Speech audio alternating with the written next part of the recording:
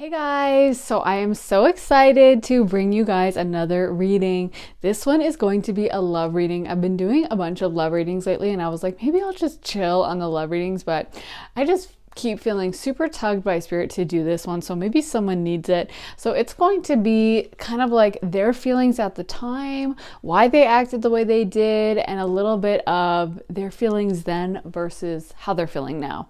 So I'm not quite sure how it's going to develop, but that's kind of the direction I'm feeling tugged by spirit. So we will see what it develops into and what spirit has to say. That's so important that they are just constantly tugging on me about this.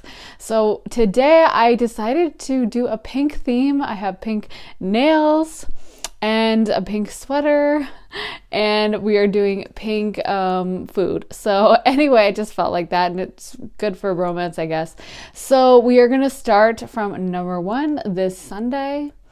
So we did these the other day, I think last video. So yeah, I just love those. And then this one is the pink cupcake. And let me show you pile 1 so you guys can see if you connect with this. This one is the sundae. I guess this is cherry. That actually looks really good. It's making me hungry. This one is a cupcake.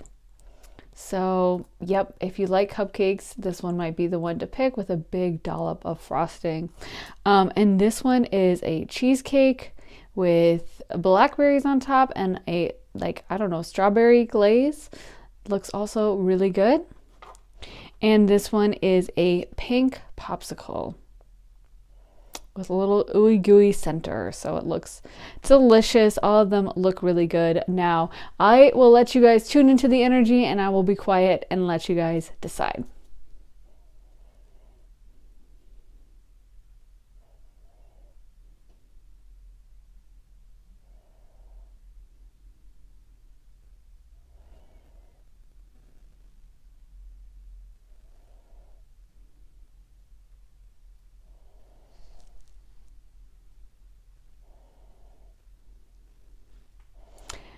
Okay, so hopefully you guys had time to pick. So let's go ahead and jump into pile 1. Hey pile 1, so I am so excited to read for you guys today. You guys picked this delicious looking cherry sundae. It really looks so freaking good. It just looks amazing, but let's get into it. I decided that I want to do a live reading today. I just feel really pulled. Like I feel like spirit is just dictating these readings today.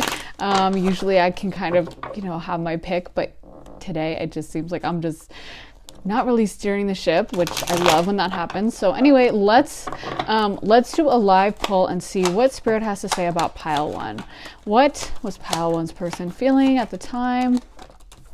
What was pile 1's person feeling at the time? So I feel like, first of all, they were really sexually attracted to you. That's coming through really quick. They were really sexually turned on by you. I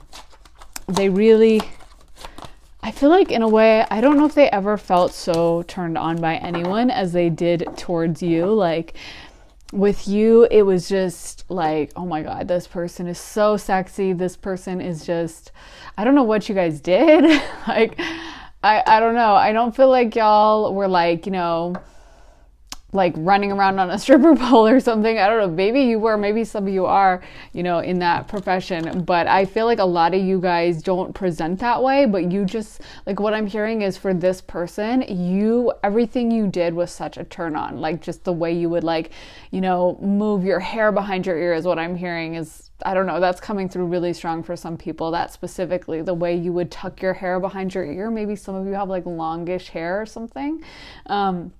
But I feel like, maybe you guys have a style of doing that seems kind of shy or seems kind of like I feel like there's a shyness that this person is saying they were so attracted to when it came to you, that they were so turned on by you. And so again, like it's not like you were putting yourself out there as super sexual for most of you is what I'm getting.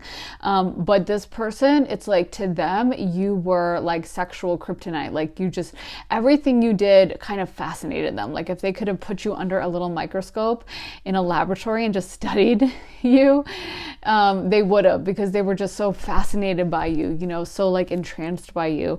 I feel like this person was also kind of envisioning a future with you. Like, I don't know if this was something that they consciously sat down and like made like a tax plan or like a 10-year plan, or told all their friends like, we're definitely getting married. I feel like probably not, because I feel like this is something they would have kept close to their vest a little bit. But like in their mind and their imagination, I definitely feel like they were imagining a future with you. Like they really felt serious about you. I don't even feel like serious is the word, because I feel like this person isn't that serious in general, or wasn't serious about a lot of aspects in their life, but there was something about you that made them kind of want to act that way and suddenly start envisioning how things could be long term. So yeah, confirmation of that. I feel like with the World and the Chariot, like you really inspired a lot of feelings in this person. Can we get one more card about how the person felt at the time? How did the person feel at the time? How did the person feel at the time? Okay, we got 3 cards. Oh, it's funny how Spirit does that. So, wow. Okay, so confirmation of what I was saying about the Queen of Wands. We got the King of Wands. This person was really, really, really turned on by you. Very sexually excited by you. Like, they just, I feel like you just almost made them feel like on fire is what I'm feeling. I feel like they couldn't get you out of their head. Like they would go home and their thoughts would turn to you. They would drive in the car and their thoughts would turn to you. They would be in class or in at work and their thoughts would turn to you. Like it was just like constant, and it was almost like maybe even if they tried to like date other people, it was like just you. They just really, really, really had a big crush on you. I feel like that's how this person would describe it. And their friends would probably maybe even know about you, even though, like I said, I think this person would play it close to the vest about just how much they felt about you, because I think, it makes sense. A lot of people would tease someone like, bro, you're obsessed with this chick. It's creepy. Or, the girls who were like, oh my God, get over him. He just talked to you. Like, he's not that into you anyway. He hasn't asked you out. Oh my God, what's wrong with you? You know what I mean? Like a lot of friends, a lot of times will have judgment in these twin flame, soulmate situations, or when people have so much chemistry where they expect it to look a certain way. And unfortunately, that's not how like life works. So a lot of people have judgment and people know that. So they will withhold, and they're not going to tell their friends and cry out their feelings to their friends. They're going to be like, I'm fine, whatever. I don't care about the breakup, but really they're hurting inside. Any more clarifying cards? But this person, their feelings for you were super, super, super strong. And I feel like this person, okay, so any more? Anything? No. Okay. So this person with the World, I mean, first of all, we have 4 major arcana. So again, their feelings for you were really strong. With the World and the Chariot, I feel like this person really wanted to move towards you quickly. Like they wanted to, again, I'm seeing, especially with the 2 of Wands and stuff, what I'm seeing in my head is like literally this person planning. I'm seeing, Spirit is showing me an image of someone like sitting down at a table and like writing out like a plan, like, okay, and then in 5 years, the engagement, and then, in 6 years, we'll get married, and then we'll have 2 kids, but, so I'll go to work and I'll be doing this, so we can hire a nanny or whatever, like, you know what I mean? I feel like, but when I went to say that, Spirit clarified that this person never actually did that. It's not like they would have sat down and written that out. And I feel like even if someone was to ask this person, like, did you sit down, did you plan out a future with this person? They deny it. And maybe even in their mind, that's true, because they never sat down and made the plan. But what I'm hearing is, how like your mind runs away from you, from your conscious thought. Like you have your mind, your conscious mind that you can kind of control. And then you have your unconscious mind, your imagination. And I feel like it's almost something this person wasn't fully on board with. Like they would be like, what is my brain doing? Because their brain would create these scenarios of you like I don't know, I'm seeing someone carry a baby. They might have even planned out a baby with you, with the nine of cups kind of like could be on the path to that.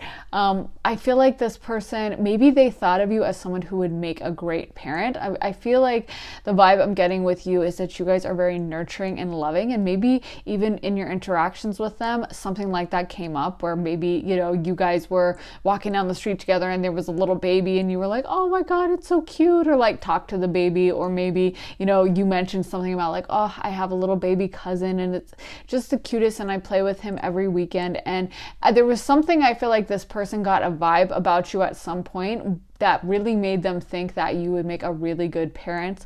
And so I feel like this is something that, again, just popped up in this person's mind. And I feel like consciously, again, if you ask them, do you want to get, have a baby tomorrow, and do you want to get pregnant, and do you want, to settle down, this person would be like, oh, hell no. And I'm not planning this, but this is something that they're unconscious, more deep mind was kind of hashing out and calculating. A lot of those things that our unconscious mind do that we're like, why am I so drawn to this person?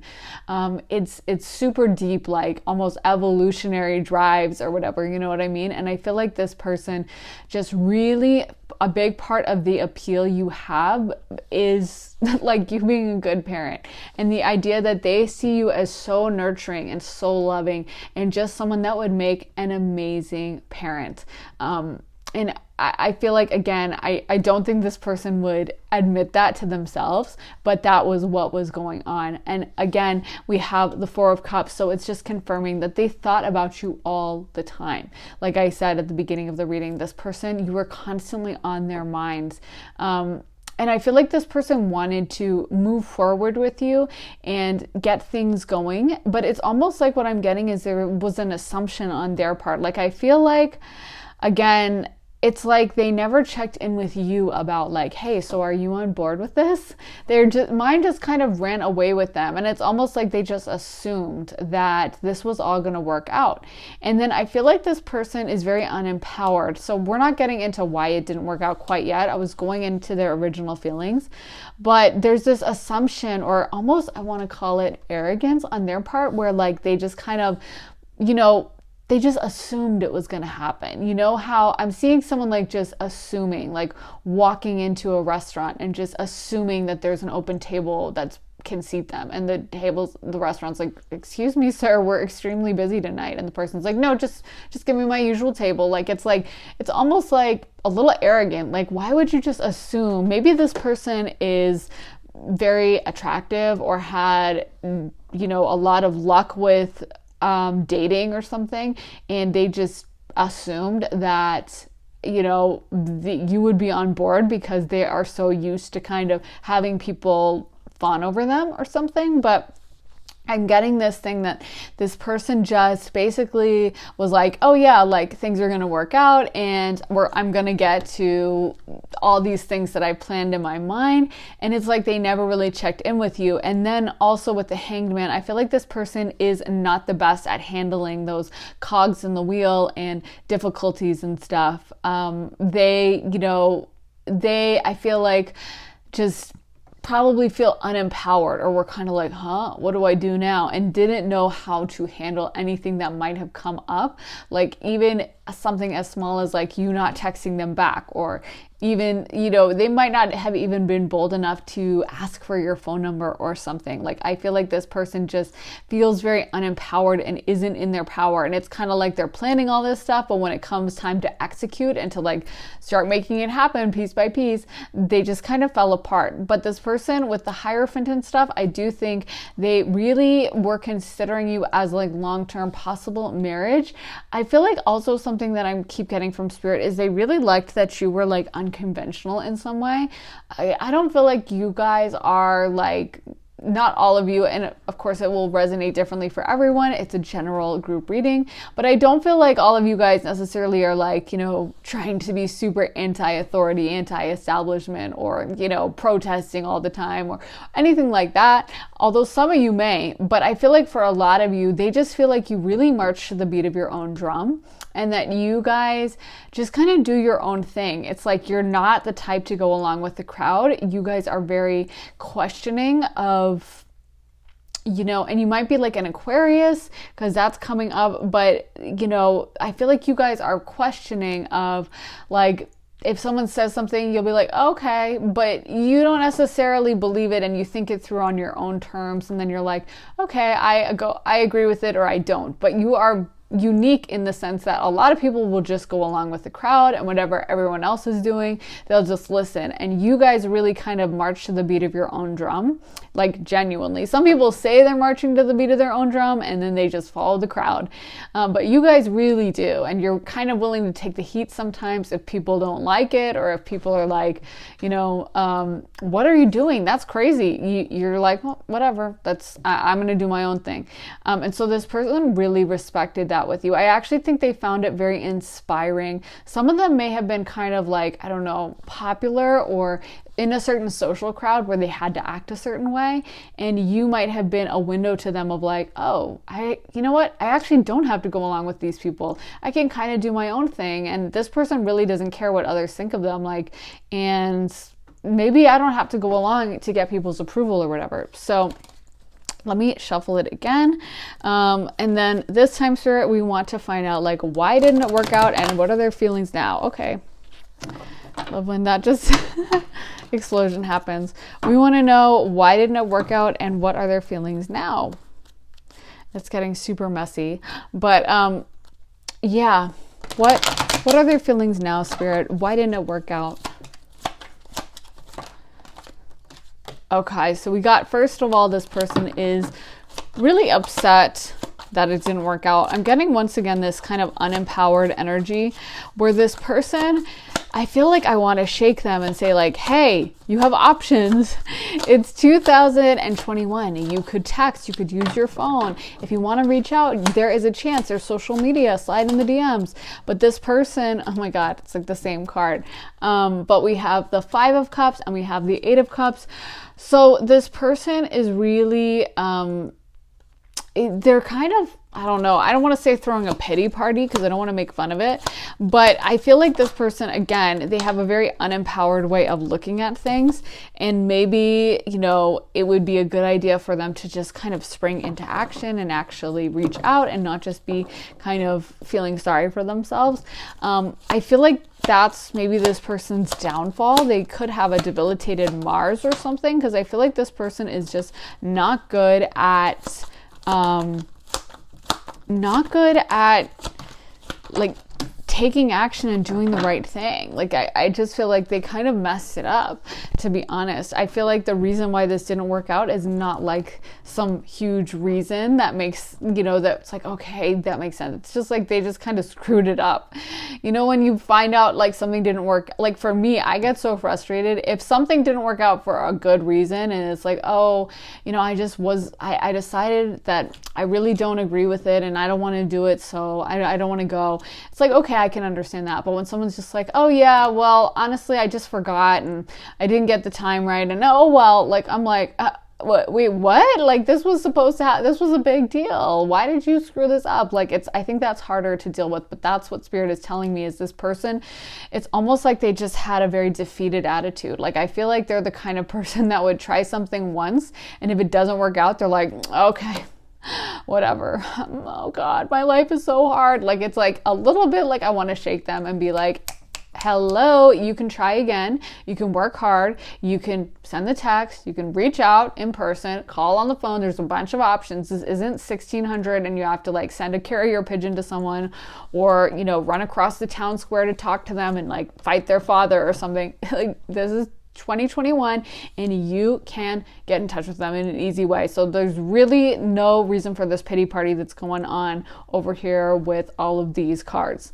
But I feel like this person also may have turned it into kind of almost like a victim narrative for themselves. With the Justice card, I do feel like there might be a part of them that kind of, it's almost like they blamed you, or they tried to be like saying that, you deserve karma and stuff, and you did the wrong thing, and that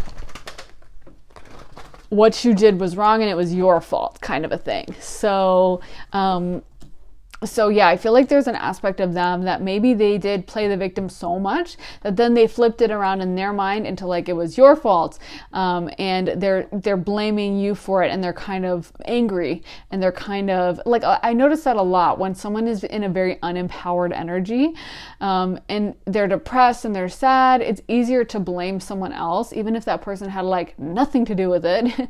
I mean, sometimes someone does really screw you over, and it is their fault, and you can be upset, and that's totally valid. But in this case, I don't feel like y'all did anything to deserve it. I feel like this person honestly is the one who was in an unempowered energy and they bungled it, but now they're blaming you and they're kind of mad at you. So now we have Page of Cups, the Nine of Pentacles, Knight of Wands, Ace of Cups, Page of Wands. So I feel like with the Nine of Pentacles, this person is kind of, I want to know, Spirit, can you clarify the Page of Wands and the Knight of Wands? What are those cards indicating? What are they indicating? Why was this person in Page of Cups? Okay, Knight of Cups. Okay, why is this person in that Knight Page energy? Can you clarify, Spirit? Please clarify.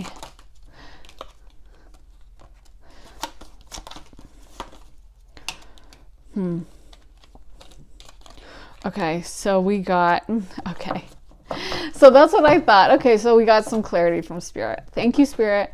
Okay, so we got Knight of Cups. We got the Four of Swords reversed. We got the Three of Pentacles, and we got the Emperor.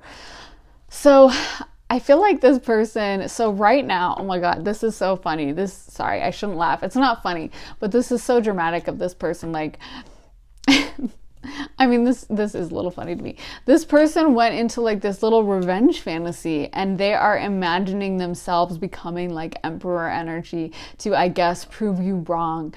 Oh my God, like I'm sorry, but this person is so over the top, like dramatic, and their mind is like, this is crazy. I feel like this person, they went from feeling really defeated and sad about you. And again, I'm getting that a lot of them never reached out to you to discuss this or be like, listen, my heart is broken. Can you please give me a second chance or anything like that? Maybe some of them did, but they didn't really put it all on the table. However they approached you, even if they did come up to you and ask for you back, I don't feel like you fully knew. I don't feel like the energy here, I don't feel like they're brave enough to come to you and really put it all on the line and really explain themselves and really step forward fully into the light. So I feel like because of that, it caused them a lot of depression. Obviously, like whatever happened between you guys, the breakup or whatever, or the no contact or whatever, you guys not being together was very sad for them and very upsetting. And so it's like to emotionally deal with that, they kind of started blaming you. I feel like it was too hard for them to blame themselves and to admit like, I really messed this up. Oh my God, I totally ruined it. So instead, they started going into blaming you, pointing fingers at you, saying that it was your fault. And then it went into like this revenge fantasy, like they did me wrong. And that energy lasted for a while, the they did me wrong energy. And then they got sick and tired of just feeling unempowered and defeated. So then they went into like, well, I'm going to prove them and I'm going to make them pay and I'm going to get revenge. And so now they're having all these little fantasies of becoming the Emperor and becoming the Nine of Pentacles and becoming this huge success, which also might be the Nine of Cups as well, since we have this cup fire action going on. So it's really funny that we have cup and fire. Those are the two most emotional elements. And, the cup's energy, water energy, is more along the lines of crying, deep emotions, feeling very upset. It's feminine. And then the fire energy is more along the lines of getting it done, getting into a fight. It's the masculine energy, but it's very emotional, both of them. One is more the sobbing into your like tissues on the couch, and one is more of the like fighting someone, but it's more like in a bar fight or something. But it's still both emotional. So I feel like this person had so much emotions towards you, and it's like they vacillate between feeling very defeated, feeling very upset, and getting very angry, and processing their emotions through that, because again, I think it's easier for them to admit that than to kind of deal with some of this unempowered energy and maybe explore why they didn't take action. Yeah, so they're having a bunch of fantasies, and I feel like you guys really motivated them to, like, a lot of the stuff that they do in their life is actually directed at you. And I know some of you might be like, are you joking? Because I feel like this person, again, they're doing it in like a revengeful way, but it's stemmed by you, is what Spirit is telling me. That like, if it wasn't for you, they wouldn't be doing half the stuff they're doing. And I know that it's hard to understand, like, why is someone doing something for me but acting kind of nasty and rude and whatever? But it is because of you. It's just not the most functional way to be doing it, not the most romantic thing to be doing, but it's all down to you. And so you are like this major motivation for them to like work hard, to achieve stuff, to go after stuff. And so this person, I think, would love to make it so that, they have a lot of money or a lot of power, and then you would be like, oh my God, and maybe come back to them. Also with the waiting game, like, I feel like this person does intend that you guys will get back together. They are thinking that one day you guys will reunite somehow. And so, yeah, I mean, I don't know how long some of you guys have been in contact with this person or not in contact with them, but in their mind, there is this idea that you guys are going to get back together. I think movements, choices, decisions is just kind of confirming that. All I said, that you guys motivate, their movement, their decisions, their actions in this lifetime is truly motivated by you. But they're going through a lot. I mean, this has caused them a lot of suffering. Oh, and we just got conflict and defeat. As I said that, oh my God, these cards came out together. Wow. We got love begins and spiritual union. So this person had a lot of love for you. And I feel like in a way, you being out of their life has kind of stymied them from having other love. Like, I'm getting, if they're in another relationship, which I feel like some of them are, that love is not in any way comparing to you, and it's almost like a secondhand version of you. And we got temptation, and I feel like for those, and this message will only apply, wow, heartache and loss, to those who are in a oh my God, so many things coming out. I wasn't trying to pull so many cards, but Spirit was just like, take them all. So anyway, so for those of you who this person is in a third-party situation and has maybe moved on or has a new girlfriend, boyfriend, wife, husband, whatever, a new partner, you are a big source of temptation, and they definitely think about you. Probably look at your social media photos and, look at them when they're alone. If you get my drift, trying to keep it PG for YouTube, but you know what I mean? They look at them and they spend time looking at your photos, especially if you maybe have any bikini photos or anything like that, or, shirtless pics or something. If you're a guy, I don't know, they're definitely looking at your photos. So that is like temptation for them. And I feel like even when they're with their partner, they're thinking of you a lot. Like, oh my God, I wouldn't want to be the partner in this situation that's like janked up that they would do this to them. But you are like this big source of temptation, with temptation and shadow. I just feel like this person really, I'm hearing like, I can't quit you from Brokeback Mountain. And again, with material and spiritual prosperity, this person is really using you as a motivator for like what they're going to achieve in life and for the choices they make. I feel like even if time has passed, they still have this big fantasy that one day they are going to approach you, and that you are going to, they're going to have some huge amount of success, and you're going to get back with them, and you're going to be like unable to say no, or at the very least that you are going to feel really bad about whatever you did to them, which you didn't do anything, but this person is again blaming you. So we have so many cards: heartache and loss, memories of love, conflict and defeat, that have to do with this person just really mourning the relationship and being really upset about it. How did that get flipped upside down? And so if you guys are wondering if this person was really emotional or upset about this, because I feel like for many of them, they didn't actually present it to you honestly, they definitely are really upset, or they were at the time, and I feel like they still are. I feel like they have a little part of you that they kind of keep separate from the rest of the world and from everything else they're going through. They just have this little window into you that they just, I don't know, maybe you guys have a connection on the astral plane, but it's like, see this guy, oh, this is the perfect card for it. See how this guy is just like, I don't know what he's doing. He's just looking out over the swans. He looks like he may have been crying. This is the 5 of Swords. And he's just kind of alone and sadly looking out and being really depressed about to the swans, holding a bouquet, presumably thinking about, you know, the woman he loves.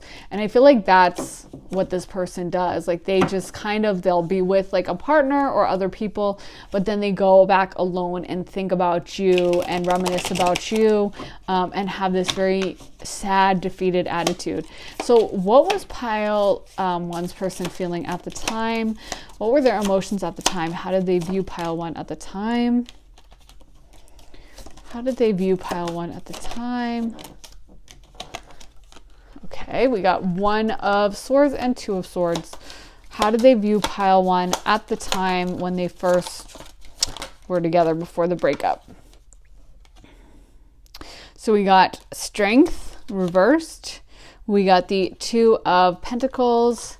And we got the Knight of Cups. So you can see in this photo, it's kind of like young love. So I feel like for many of them, this may have been the first time they really felt that strongly about anyone. It may have even been the first love for them. Like it may have been the first time they really felt so strongly about someone was with you. Like we have so many, so we just got the King of Cups. And we got the, can we get one card at a time? And we just got the Ace of Cups, and we also got the Knight of Cups. So yeah, what Spirit is telling me is like, they'd never felt these emotions before, and you unleashed a lot of these emotions in them. Like they just had never experienced those kinds of feelings. And you know, oh my God, and we got the 4 of Wands, which is a wedding. Like they really were imagining long-term stuff with you. And we also got the Empress. So this person, like they just, I feel like the feeling I'm getting is surprise. I feel like they never expected to feel this strongly about you. They never expected to feel this strongly about anyone. Like it really kind of hit them over the head and opened up a new world for them emotionally. I actually feel like their emotions were very turned off, and I'm seeing Spirit like literally twisting a spigot. And like it's like an old rusted turned off spigot, and they're turning it on, and they're, you know, bringing out these emotions for the very first time. Like they had never really accessed that part of themselves. They had never fully gone there and felt these things so strongly. They might have repressed a lot from their childhood or had a difficult childhood or something, but I feel like being with you brought out suddenly like, oh my God, it just unleashed it. It was almost like not even their choice is what I'm hearing. Like I feel like if they had had the choice, they would not have felt these things. And so I think that because of that, that's maybe why they just assumed things were going to work out, because they were like, oh, this is love, this is true love, this is how it's going to happen, this is perfect, I've seen this in movies. And so they weren't expecting it to not work out. But I feel like they never really checked in with you a lot of times and actually asked you like, well, how are you feeling? What are your thoughts? And am I doing everything right? They just kind of kept doing everything the same way they'd always been doing it, and then never really checked in to see like, should I change? Do I need to do something? Am I you know, am I fulfilling your needs? Am I filling your cup? I feel like you guys gave them a lot of emotional support. And that's one of the reasons why they were so drawn to you and saw you as a great parent, is because you did really support them and you gave them so much like just love and emotional support. So we got also, wait, I want to go over some of the other cards. I feel like a lot of you guys are very physically attractive with this Six of Pentacles. You can see this man is sketching this woman. And what I'm getting from Spirit is that you guys are very just physically very beautiful. And you guys just are like, you guys have a very pretty face. There's something almost like delicate about you or your features. Like I feel like, or your energy. This person just was like so drawn to just how your face looked. And I feel like they really like looking at your face. They just like looking at it. I don't know. They just enjoy the way your features are arranged is something they really like.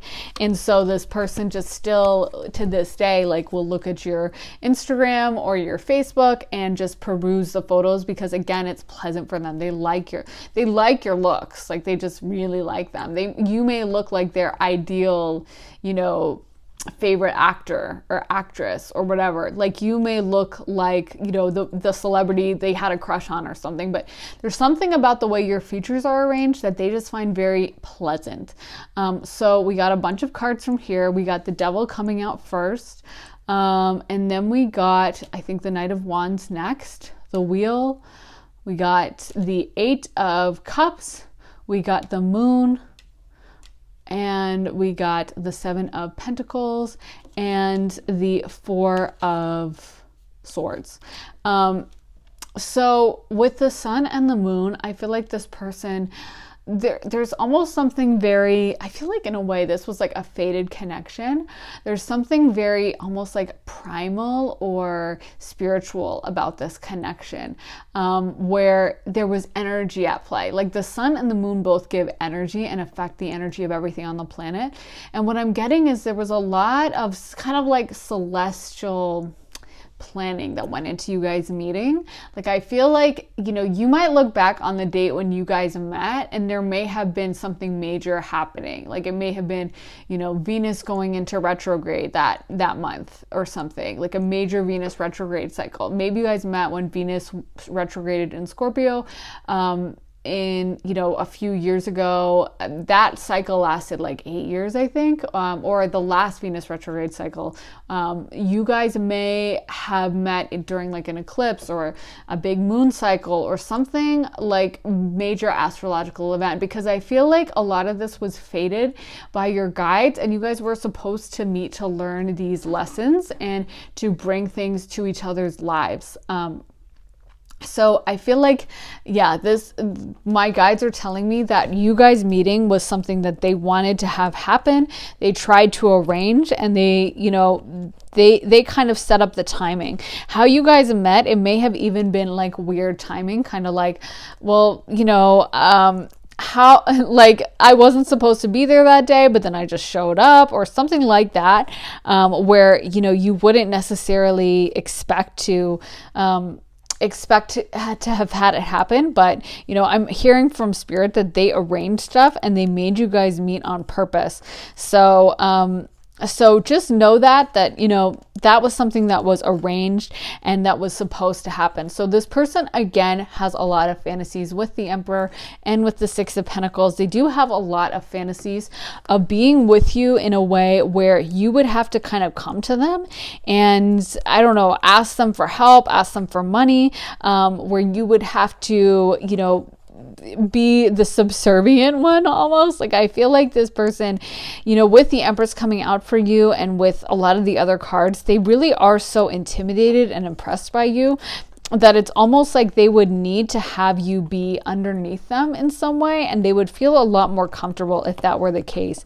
They need to have you be like lower than them somehow on the totem pole. And I don't feel like they want that in like a mean, nasty way, but they want to have control. They feel very intimidated by you. They see you as being so powerful and they don't think they can compare. And so again, there's this goal on their end that they are going to make a lot of money, they are going to achieve a lot, and they they're going to end up with you. So this person is just kind of saying that that's one of the major motivating factors for their life. Is I think they have this dream of like making a lot of money and then maybe eventually coming to you. Maybe eventually you will move towards them. But this is something that I feel like definitely motivates their actions, definitely keeps them going, and kind of, is one of the reasons they're willing to like stay late at work or work extra hard.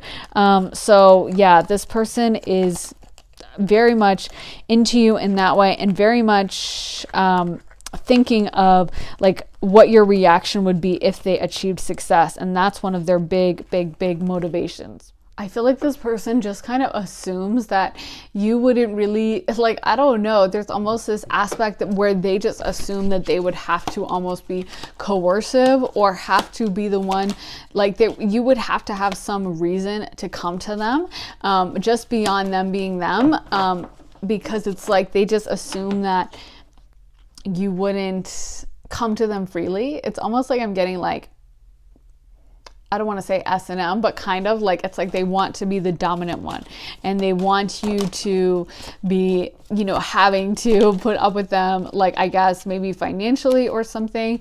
They want to be the one to, that you like can't stay away from. So can we get any final messages from Spirit about pile 1? Oh, okay, wait. Can we clarify these cards? These are very interesting. Clarification. We need some clarification. Oh my gosh. Okay, so these are exciting. I might need to pull a few more cards, because this is very interesting. So we got Orphaned, we got Fork in the Road, we got Loyal Heart, Unfinished Symphony, A Change in the Wind, TikTok, and Regeneration. So this person, first of all, need I say again, felt very abandoned by you. They're still very loyal to you. You are still the one that they think about. I'm hearing Still the One by Shania Twain. You're still the one that they like dream about, fantasize about, and all of that. And what's really interesting is we got Unfinished Symphony, Change in the Wind, TikTok, and Regeneration, and Fork in the Road. So what I'm getting is this person may be coming to an end of a cycle. If they're with someone else, of course, this will only resonate for some people. And please, I'm not advocating to wait around for someone, because, life is too short to wait around. But I will say that what I'm getting from Spirit, what they're telling me, and this person, may be flaky and may have this intention, but they may never follow through. But what's going on from what Spirit is saying is that this person may be thinking of coming and stepping forward to you and coming back to you. I feel like they are saying that it's just a matter of time. I don't know how long. So again, I don't want to tell you guys to wait for this person, because who knows, it might be, in 10 years that they come around. But I feel like this person, it is a matter of time that you will definitely hear from them at some point. I'll just say that. I definitely feel like you will at some point. And I feel like that may be something that this person is going through. For some of them who are in, serious romantic relationships, they may have been living with this person, and during this quarantine realizing like, oh my God, I really made a mistake or something. So what else is going on in this connection? What else is going on in this connection, Spirit? This is such an interesting pile. I'm just going on and on and on. But okay, so we got a few fell out. So, wow. Can we get any more clarification? Can we any? Oh my gosh. But yeah, so also we got Patience, Yin Yang, Caring Connections, Door to Spirit, Victory, Attachment, Reversed, The Thinking Man Reversed, Second Chakra, Archangel Ariel. So I feel like, there's a lot coming forward. This is a really interesting one. So I think this person is asking for patience. They're trying to tell you that this is something that I feel like this person, first of all, is very stubborn. Like, I feel like Spirit has been tugging at this person for a long time with Door to Spirit reversed. I feel like their guides are actually telling me that their guides have been trying to push them along this path for a while, and they have been very stubbornly resistant to it in the way that sometimes, I mean, I don't know, not everyone is psychic or is it tuned in. If you don't get any messages from spirit, you may try giving up fluoride or using a fluoride-free toothpaste, because it does calcify the pineal gland. People look it up. So, you know, if you give that up, it may enable spirit to really come through more strongly, just saying. But I feel like for a lot of us, we've had those experiences where we know spirit is telling us something and we're like, I don't want to do it. I don't want to do it. Like, especially if it puts us out of our comfort zone, or if it's like putting us at a loss of face. Like, you might feel like you should go audition for the role in the musical, you know, at school or something, and you're like, I don't want to do it, and like your fears get the better of you, and you're like, everyone would judge me, and you end up not doing it. That's kind of the energy I'm seeing here, is like spirit has been trying to get this person to step forward to you. This person is very stuck on their fear, and again, this idea they have of you as being like the Empress, being very powerful. I think we got the Queen of Swords. I think we did. And I was just, you know, I pull so many cards and sometimes I skip over them, but I don't mean to, but I just, you know, I always want to hear what else Spirit has to say. But I do think we got the Queen of Swords. And I feel like for this person, they see you as also being a little bit like sharp-tongued. Or maybe they're afraid that if they, you know, tried to meet up with you, you might be the person that is very quick-witted. And they have this fear that, you know, you will be like, excuse me, and mock them. Or, you know, how sometimes some post will go viral on like Twitter or something. And it will be like, my ex reached out to me, so I roasted him or something. And I feel like this person has like a fear of that. Like, maybe they don't think you would roast them, but that you would just be like, excuse me, you must be joking. And that they would be rejected. And they're very overly sensitive. It's a little like, I want to just prod them and be like, grow a backbone a little bit, come on. But yeah, so this person, I feel like they have been pulled by spirit to reach out to you, and they've been very resistant and kind of blocking it, but spirit's just pushing on them, pushing on them, pushing on them, pushing on them. So it's kind of a matter of time, and sometimes people just go their whole lives and never listen to spirit. So it's hard to say, but I feel like spirit is saying that they would like, not spirit wants you to be patient, because I think spirit wants you guys to live your lives, but their spiritual team, which is going to advocate for the best for this person, so don't necessarily listen, because your spiritual team may have something totally different that is your best case scenario. But they, on their end and their lower self, would like for you to wait for them. And so they are saying that it is a matter of time, that this person feels very lost from you. I do feel like they do feel a little bit abandoned by you, but it's such a pure love that you guys had with yin yang. I feel like this was a very ancient, like, masculine feminine dynamic that you guys had going, where one was like firmly in the masculine and the other was firmly in the feminine, like roles.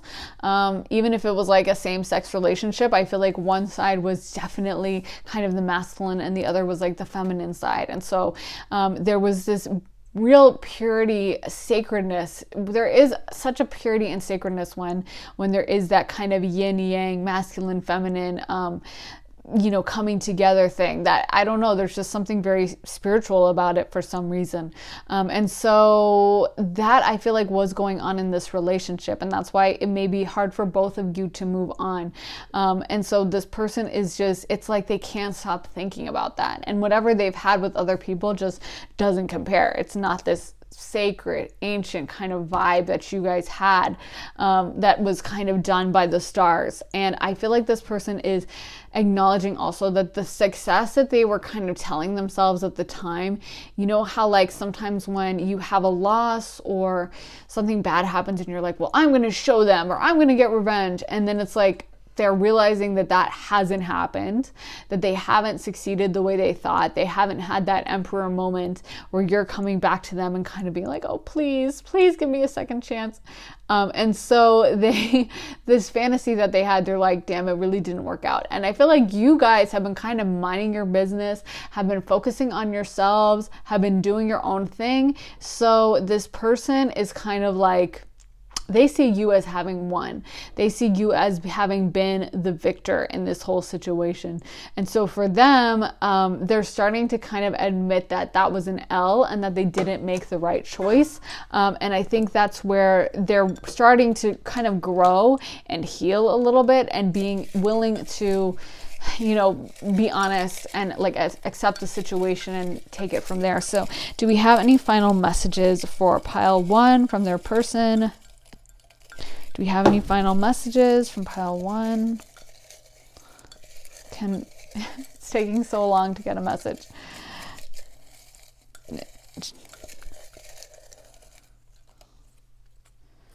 Can we get, I don't think that's not resonating.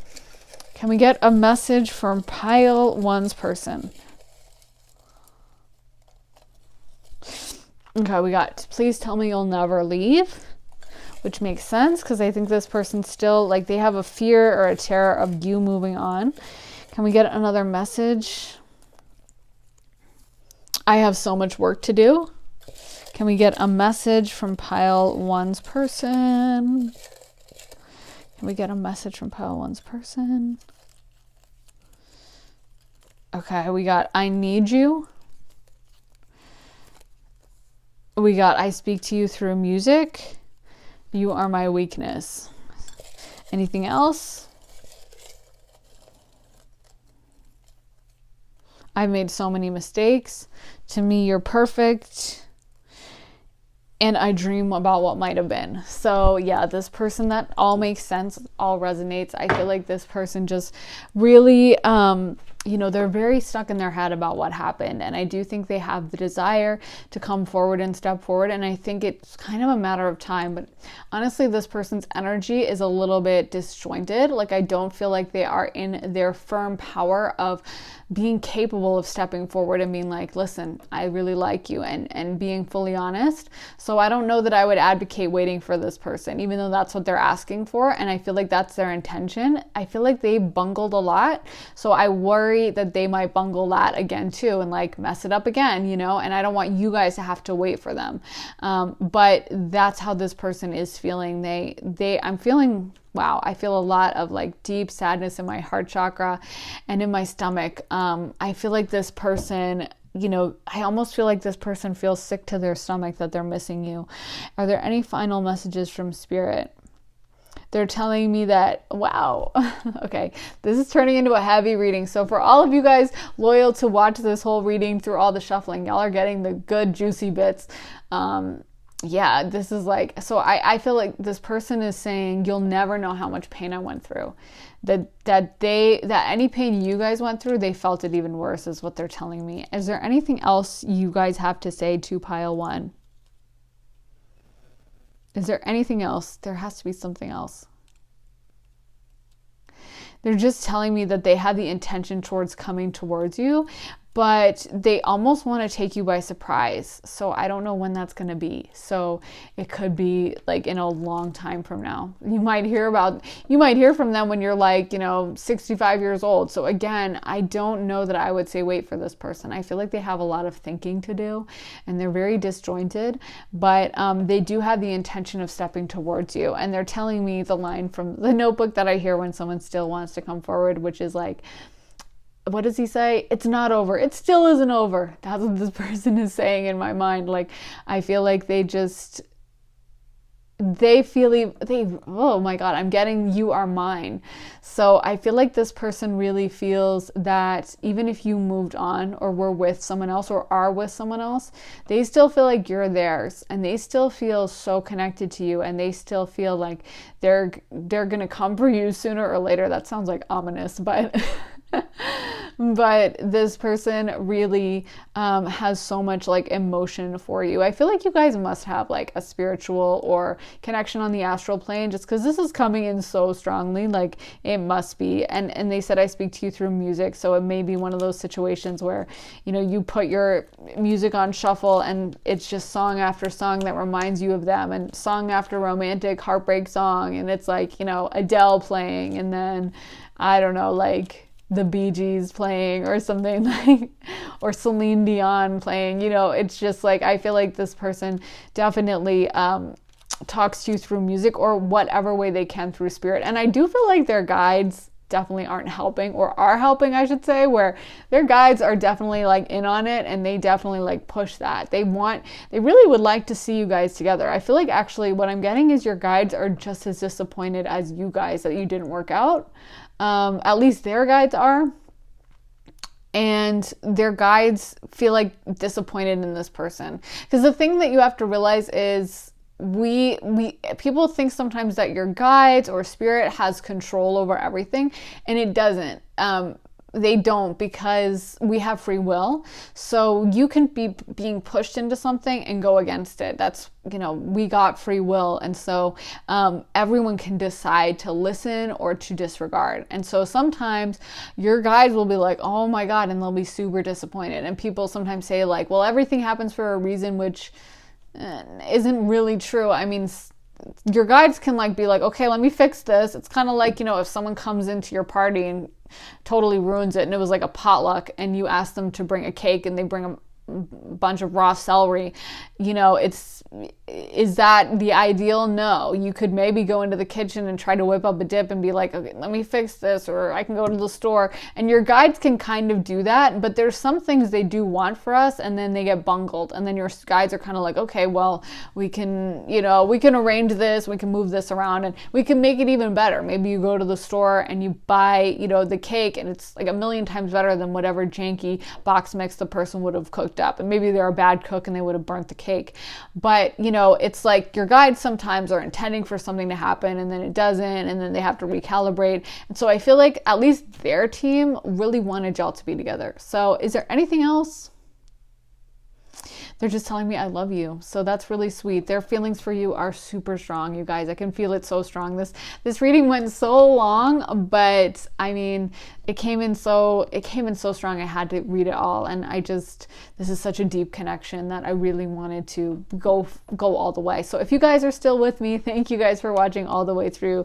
Leave me a comment letting me know that you watched all the way through, because yeah, I know it was a lot of shuffling and stuff, but I really felt so important, the messages that were coming through, and I was channeling so strong. So anyway, I really hope that helped you guys. Please let me know what's going on, or if this resonated in the comments. I'm really curious about this group, so I would really like to know.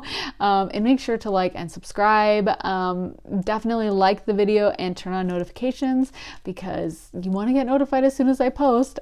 So anyway, thank you guys so much for watching. Have an amazing day, guys. Bye.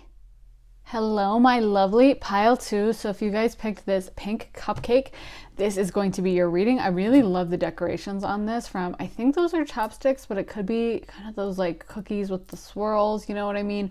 But I love that there's just like a chocolate bar, a random, just a half a chocolate bar stuck in. But anyway, it looks really cute. It have to be like a tiny chocolate bar. But it's, yeah. So anyway, I decided to live shuffle. We had a doozy of a reading for pile 1.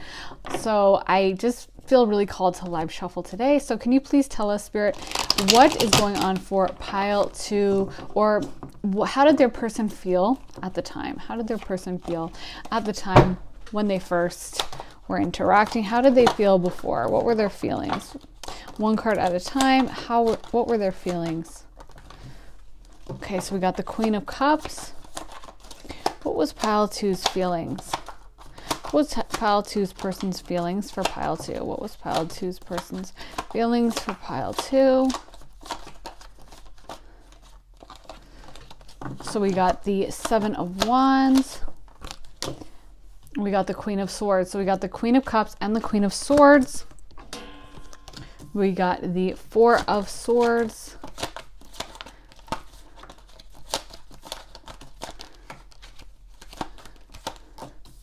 The Chariot, and the 3 of Wands, and the 2 of Swords. The Knight of Swords reversed.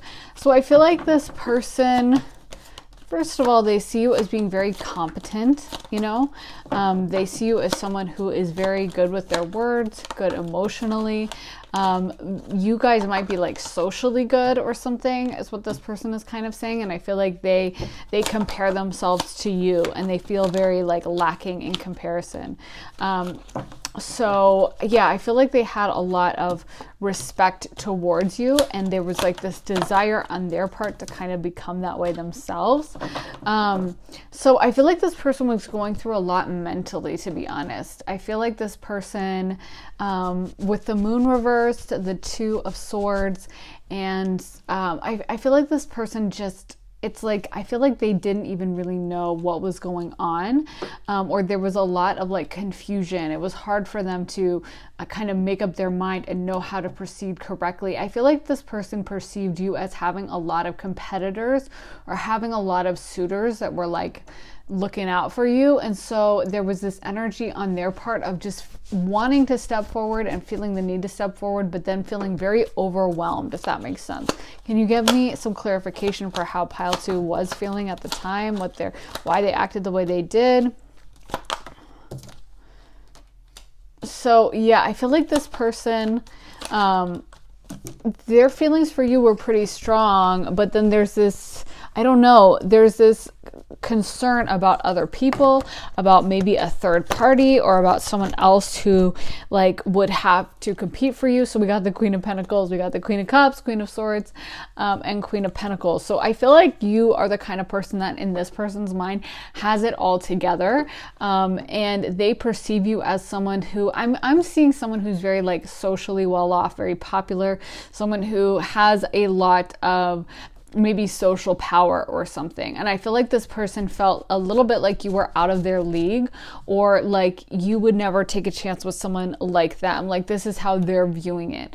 Like someone like you, like maybe they, I don't know, were a druggie, or were just not as responsible, or maybe they were shorter than you, or maybe they are just shorter in general, or, you know, if it's a girl, like, I don't know, maybe she was insecure about something physically.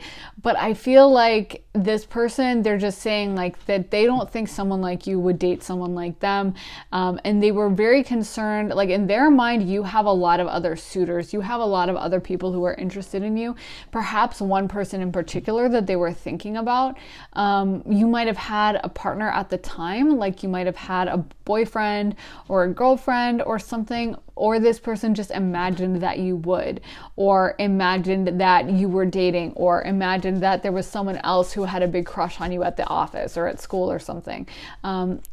Yeah, so this person is kind of indicating that for them, and I'm sorry if you can hear me like itching my sweater. My poison ivy is still kind of bad, but hopefully it will go away for this reading. But anyway, so this person is talking about how like they felt less than you. You know, they had this desire, and I feel like in a way they present a little bit of a facade. Some of them may come off as like quippy or funny, or like they always have a sarcastic remark, or they always have something funny to say. But deep down, I feel like this person doesn't feel like you. I feel like for you, it comes naturally. Like I feel like for many of you, you guys are just supportive, loving. Some of you might be extroverts, or you're just good socially is what this person is saying. You're just someone who people like you, I feel.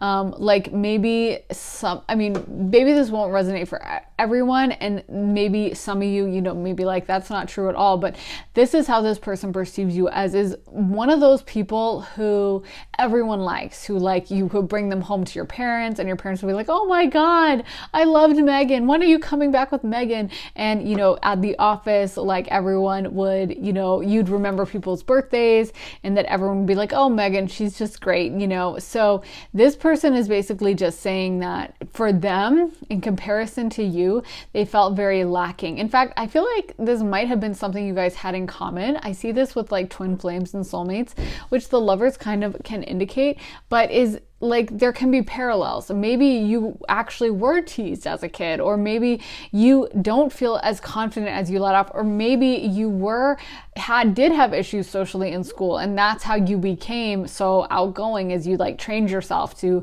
you know, be really friendly and to remember birthdays or whatever. But this person, they're just in that stage where they're like, I'm not good enough, and they see that in you and they respect it so much, and it makes them, instead of just being positive about about it, now they're looking at themselves through a very critical lens, kind of being like, oh, I'm not good enough, I can't do it. Like they thought they had worked hard on it and they thought they were doing really well, but then they see you and it's just like, oh, no, I'm not doing so great as I thought.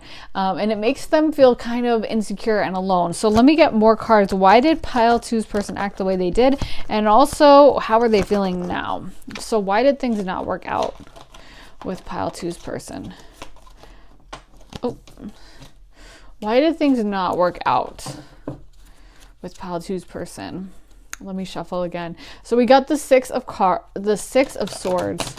So I feel like for some of you, what I'm getting is it was just a matter of separation, like physical separation, like just out of control of either one of you. Like maybe, you know, you guys had to separate during the pandemic, or someone moved, or someone got transferred to a different office or a different school or something. Why did it not work out? Why did it not work out? Why did it not work out with pile two? Why did they not step forward? Why did it not work out? So we got the King of Wands, we got the Seven of Pentacles reversed, and we got the Six of Cups and the Page of Swords. So we got the Knight of Pentacles. Why did it not work out? Why did it not work out? Okay, so that makes sense. Okay, so I feel like we got the Judgment, we got the Devil, we got the Knight of Pentacles. So I feel like this person, you know, they're kind of, I'm not surprised, because I feel that they are still in an immature energy a little bit, where they are in that comparison, kind of like weighing themselves next to you. They're kind of judgmental as a person. Like they are judging you and you're coming up very, you know, very positively. But to be honest, I wouldn't want this person to like look at me or look at a lot of people, because I feel like they're just kind of harsh in their judgments. You came up as like a total passing A++ grade, but still I feel like Spirit wants them to work on being a little less judgmental. I do feel like they're the kind of person that thinks about things through a very competitive lens. You know what I mean? They're not just like, oh, well, everyone has a seat at the table and there's room for everyone, and this person does things that way, but that's okay. This person's a little different. It's like they have a very like certain idea of what success is and what they want to be, and they're still a little immature about kind of scrambling around for that and being very competitive and kind of looking over their shoulder of like, is anyone getting ahead of me? And I feel like they had so much respect for you and they feel so pulled to you, but they can't help but letting that competitive part of themselves that is very like constantly comparing. I just see someone with like a scale or someone weighing something like, okay, who's doing better? Kind of like, you know, I'm also seeing like two guys in a locker room comparing their muscles. Like one is slight, you know, 2 millimeters bigger than the other. And they're just like, you know, flexing and being like, well, my abs are more defined. And it's kind of like them, not a mature energy. It's very immature. And I feel like this person, because you provoked a little bit of feelings of being less than in them, it's like they didn't want to step forward to you because of that, and they were kind of feeling unempowered. They want to be with someone, and this may be really difficult for some people to hear because this sucks. And yeah, I have kind of been there, and it's like this is so horrible to have to go through. But I feel like this person, they want to be with a partner that makes them not feel less than. They kind of want to be with someone that like makes their ego soothed. You know what I mean? So I feel like they actually are looking for a partner who's a little more vulnerable, or who hasn't accomplished as much, or who isn't as popular, or isn't as well spoken, or isn't as just shining star as you are. Like you make them feel almost like their light is dimmed in comparison. Because I feel like when you guys are together, it's like a lot of people just really like you. And I don't feel like people like this person as much as they like you, to be honest. I feel like even if you're like, well, everyone's nice to them and they seem to get along, it's like, yeah, but they don't really like this person. People like you. People really respect you, like you. They get a kick out of you. They kind of enjoy your presence and your energy. Whereas I don't think it's the same for this person. I'm not saying they hate this person in that it's like, they're like, oh, that's they're the worst. But I feel like if you guys were a couple, it would be one of those situations where like you would have most of the friends, you would get most of the invitations. Most people would really like kind of be like, oh, well, is Megan, I'm going back to like Megan, I'm just using that name over and over. Maybe some of you are named Megan, but like, is Megan going to be there though? Oh, make sure Megan comes, and this person just wouldn't like that. They're very competitive. And even though they feel this real spark of love for you and feel very drawn to you, it's making them feel like they're not as powerful as they would like to be perceived as. They keep comparing themselves to you, and they don't like how they seem in comparison. They don't like what the final score is at the end of the game. It's kind of like you guys are like Tom Brady and this person is like a regular football player. You know what I mean? And if you're a regular football player and every single time you had to play against Tom Brady, you'd get sick of it and you'd be like, this isn't fun anymore. I know, because I'm really bad at sports and I played all kinds of sports growing up and I quit them all because I was like, it's just not fun. I mean, I never am good. I'm never scoring any goals. My teammates don't want to pass to me because they know I'll bungle it. I'm just a clumsy person. And so, yeah, you quit and you do other stuff because you're like, this is not enjoyable when you're always bad at something. And I feel like in general, this person, it's not like they are generally bad. Like, in my example, I'm generally bad at sports, pretty much all sports. But this person, I feel like, it's like that metaphor of the soccer player against Tom Brady. Like maybe they're the best in their little local pickup league and maybe they feel pretty good. But, when I guess in the soccer example, like if Cristiano Ronaldo had to come around, they'd be feeling really bad really quick. And so you're kind of the Cristiano Ronaldo where maybe they feel in their day-to-day life like they do get along with people, like people do like them. But when it comes to you, you just kind of do it so effortlessly and so perfectly. And you're so much fun to be around. And instead of them just taking that as like, damn, I'm so lucky that this person is even talking to me because they really get so much attention from others and like, wow, I hit the jackpot. They are in a very distorted ego situation and they're kind of looking at it with a little bit of jealousy. So can we get more cards for pile 2? What is going on with pile 2? How did they originally feel? Okay, I'm going to take both. Okay, I guess I'm taking 4. How did they originally feel? And how do they feel now?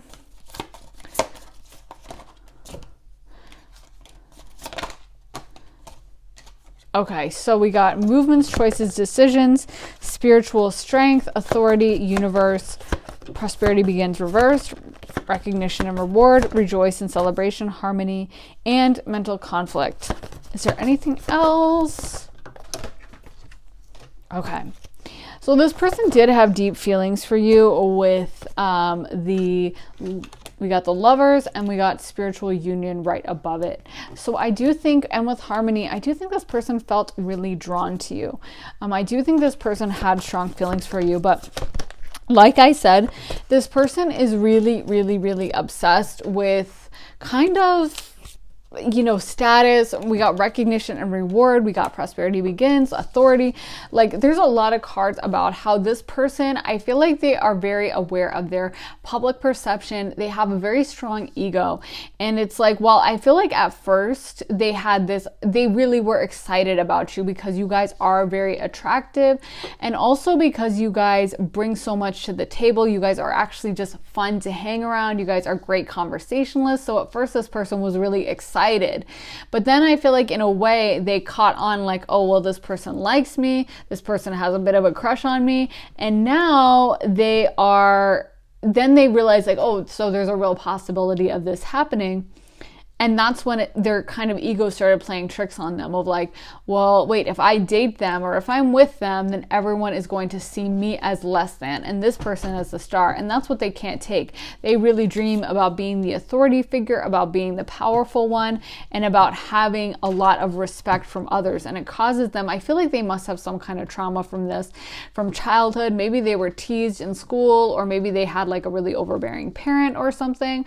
But I think because this looms so large in this person's mind, it must have been something that happened, because they really are just so obsessed with the idea of coming off as strong and powerful, and to a certain extent as like the dominant one. So this person is kind of stepping forward to say that that was something that was majorly on their mind. And I do think, you know, if you are like, well, they just dropped me like a hot potato, what I'm getting from them is that it really wasn't that easy. They actually did spend a lot of time debating over this, weighing the options, and they're still kind of unsure, like, did I make the right choice? Did I do the wrong thing? A big part of them does go back and forth about it, because they did have very strong feelings for you. So this person, it's like in a weird way, how great you are ended up being, you know, working against you with this person, just because they're very much in the energy of needing or wanting to feel dominant, you know, needing and wanting to feel like, I feel like they would be the kind of person that dates a partner that other people would say like, why are they dating them? Like, you know, they just seem like one is kind of out of the other's league, like, not to be superficial. Sometimes those relationships are like amazing soulmate relationships, and people can be super shallow and superficial. But I feel like in this case, this person specifically seeks out people that like have less power than them, because they don't want to feel like competitive. They're very big about feeling like the powerful one in the relationship. Can we get more guidance for pile 2? Can we get more guidance for pile 2? What were they feeling at the beginning? Okay, so I'm going to put that away because that was the card I got last time. And yeah, so we got the 3 of Wands. We got the World. I dropped this one. We got the 8 of Wands. Any other cards? Any other cards? Got the Ace of Wands. Okay. So this person did have a lot of sexual desire for you, first of all. We also got the 2 of Wands. And we got the Page of Cups. I'm kind of blanking. But oh wow, we're getting a lot of cards now. So we got the Chariot and we got the 9 of Wands. So this person, I feel like they see, yeah, there's this aspect of them like very much comparing themselves to you. And also I feel like it's almost like they just think you're out of their league. I feel like also they could be comparing themselves to like suitors of yours. Maybe you guys have an ex or someone that's like intimidating. Maybe some of you guys dated someone who's almost like a public figure or known, or this person just assumed that you would be dating like, you know, pro athletes or like the creme de la creme types. And again, they just don't like having to make this comparison. They don't like how it makes them feel, but I feel like a lot of this is very unconscious. Like I feel like if you ask them, they would just be like, well, I just lost interest. You know, that's what they would consciously say, because they're not even admitting to themselves what it is, which is like an ego problem and insecurity that probably stems from like childhood or who knows where. Like, you know, they don't want to have to work on that and go deep like that. So I feel like they would just write it off as like, well, I don't know, it just didn't work out, whatever. You know what I mean? But what it comes down to down deep, why they, you know, felt prevented from stepping forward and coming to you and really making the relationship work, was because there is this aspect of them just not feeling good enough. Like you glow so hard and so beautifully that it made them compare themselves to you, and it made them, you know, sit around thinking about how bad they are in comparison. And I feel like, you know, this has nothing I don't want you guys to take this on as like, oh my God, so I need to work on myself. I'm not good enough, or I need to fix this. I intimidate people. No. The right person is going to love this and be so proud of you. I feel like this person, honestly, has a lot to work on in general in their life.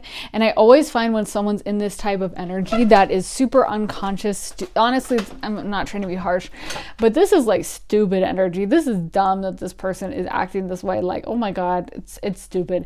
And whenever you see someone acting in a really stupid, unconscious, ego-based way, they are always cruising for a bruising. Like that is always what's going to happen, is sooner or later, spirit is going to be like, oh really? So you want a relationship relationship with someone who's way under your league, or who, you never have to feel like they're that great, well then, okay, here's what you get.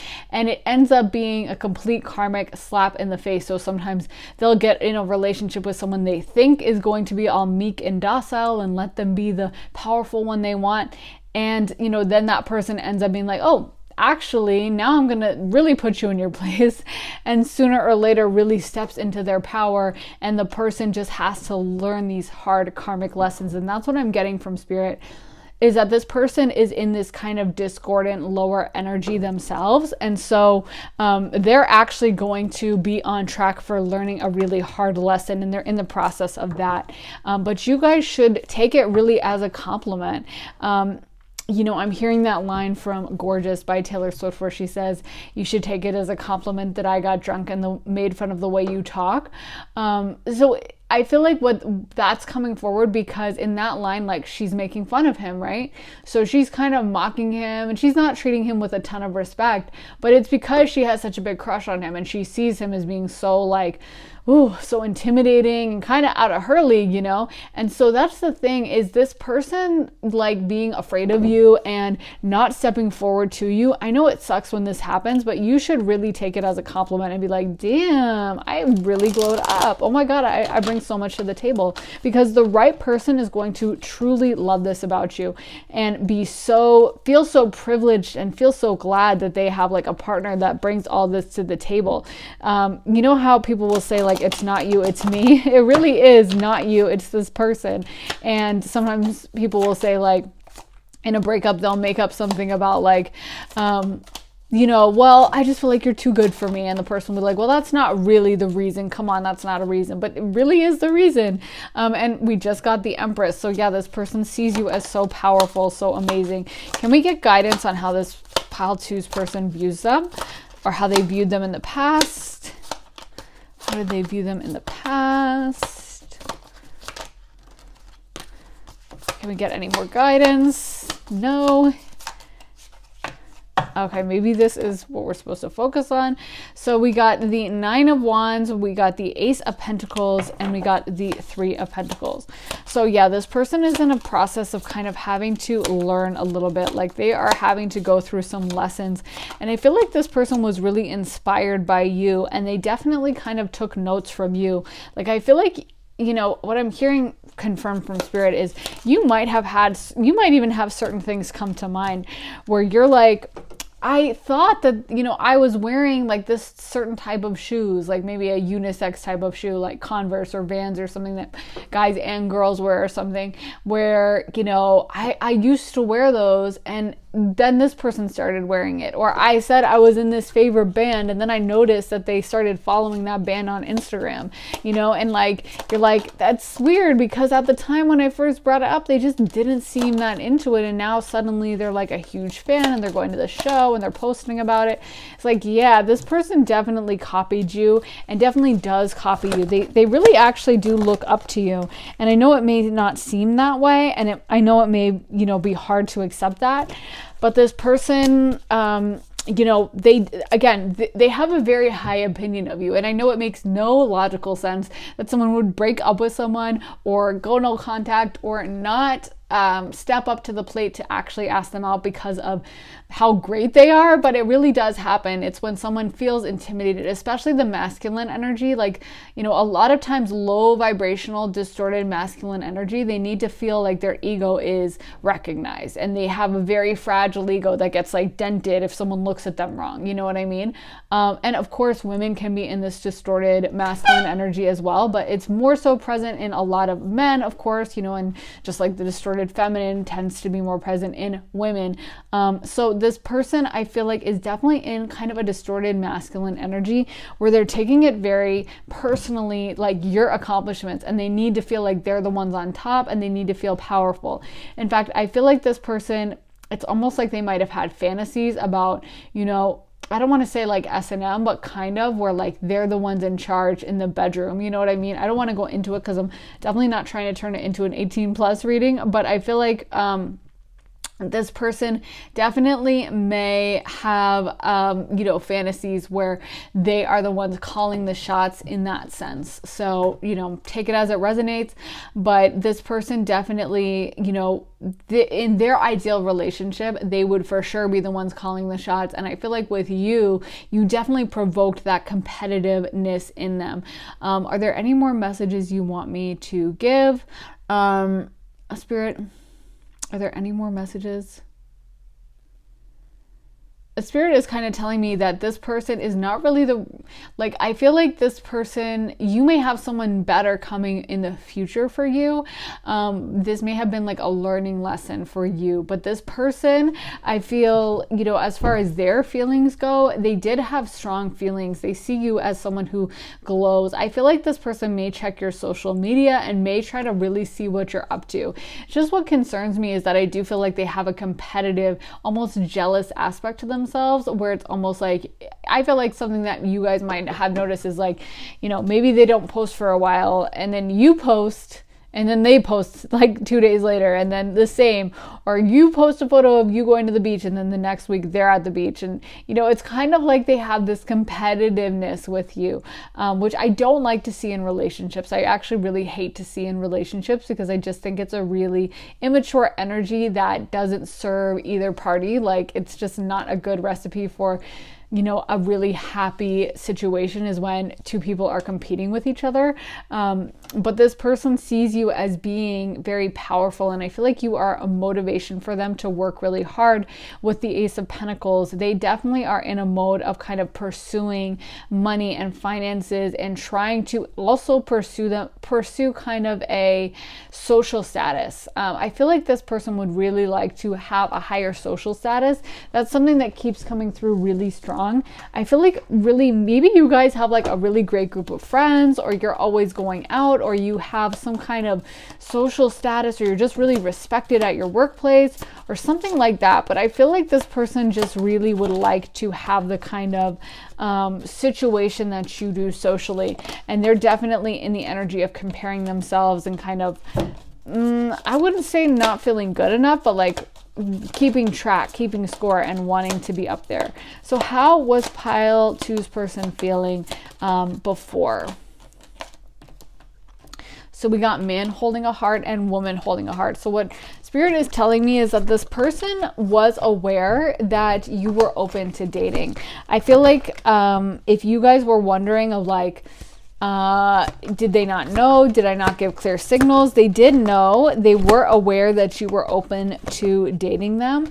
But again, this person is I also feel like this person, to be honest, is also very cut off from their emotions.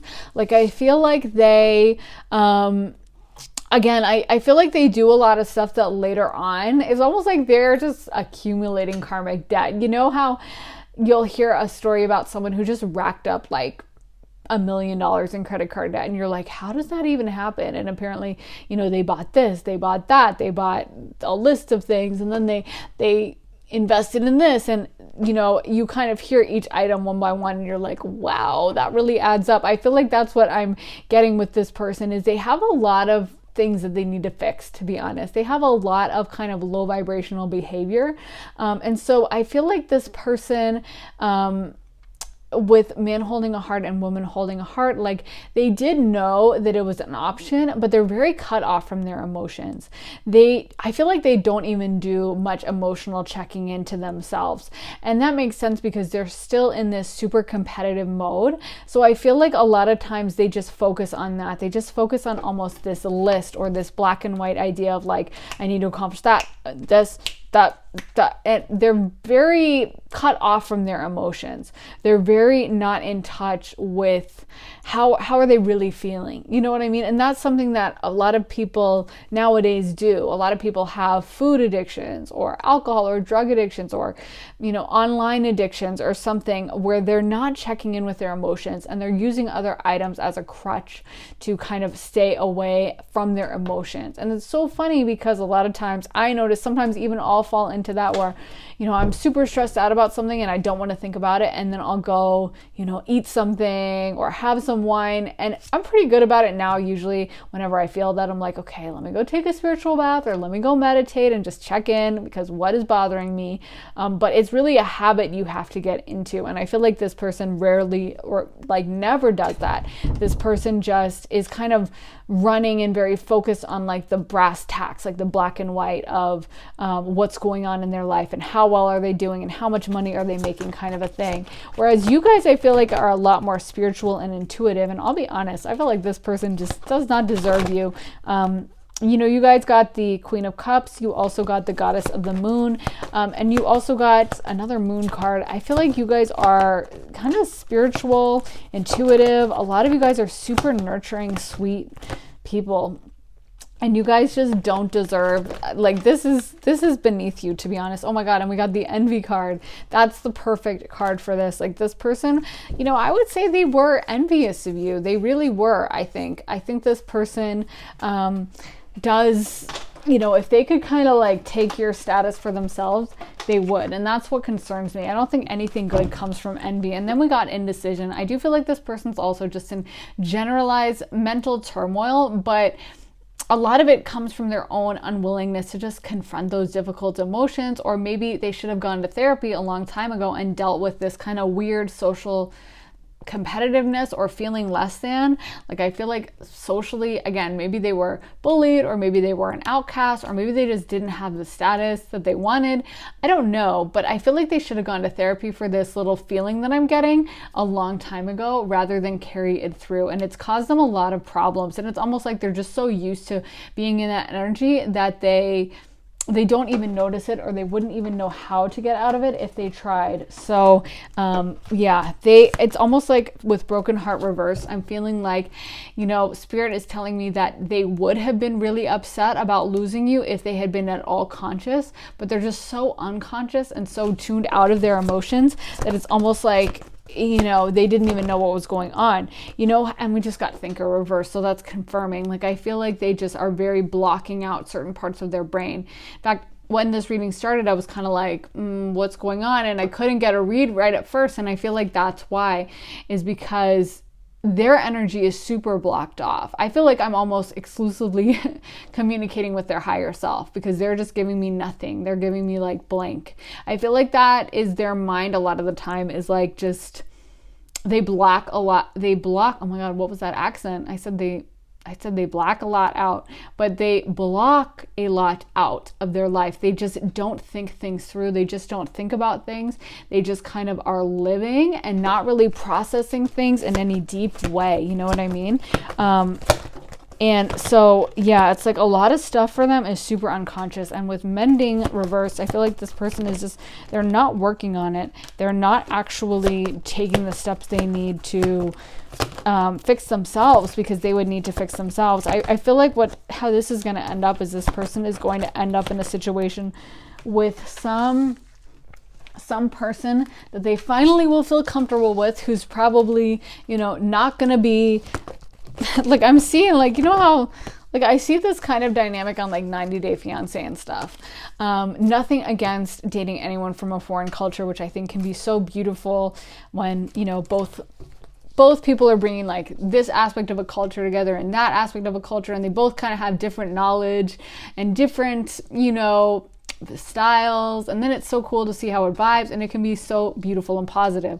So I'm not trying to tar all like international relationships with that feather at all, because I think there's so many that are really beautiful, some that I follow on YouTube, but on 90 Day Fiance, I swear, especially the guys on that show, they're just all messed up in the head, and it's almost like they assume that because someone's from another country who maybe has less money, that person will be easy to manipulate, and they want someone they can feel more powerful than.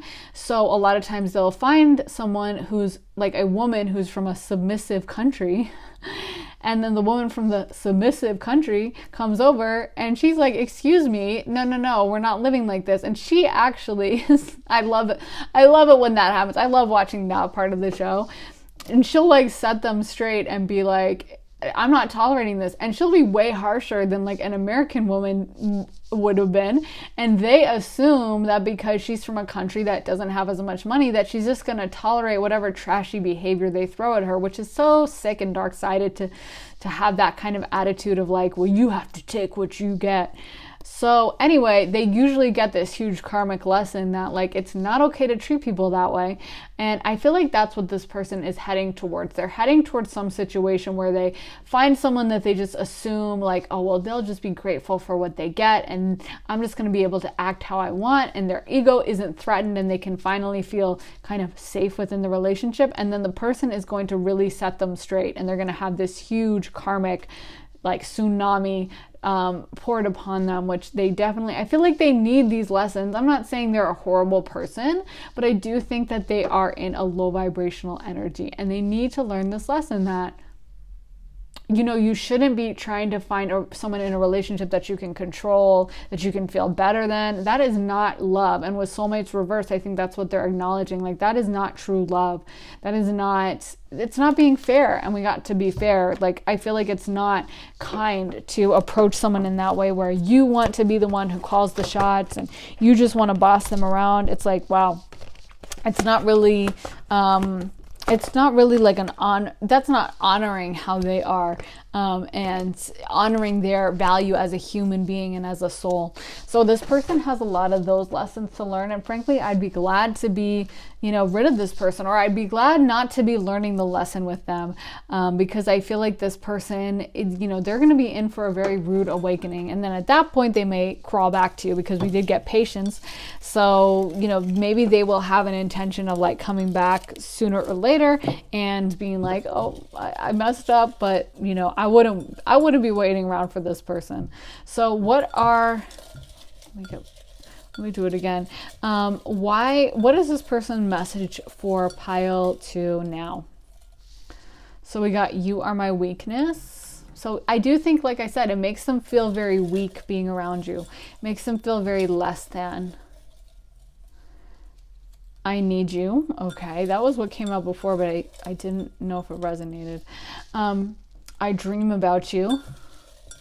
Is there anything else? I feel so unworthy. I speak to you through music. So you guys may have a bit of a psychic connection. Is there anything else? I wish I could speak to you. I have so much work to do. So this person is definitely working on themselves.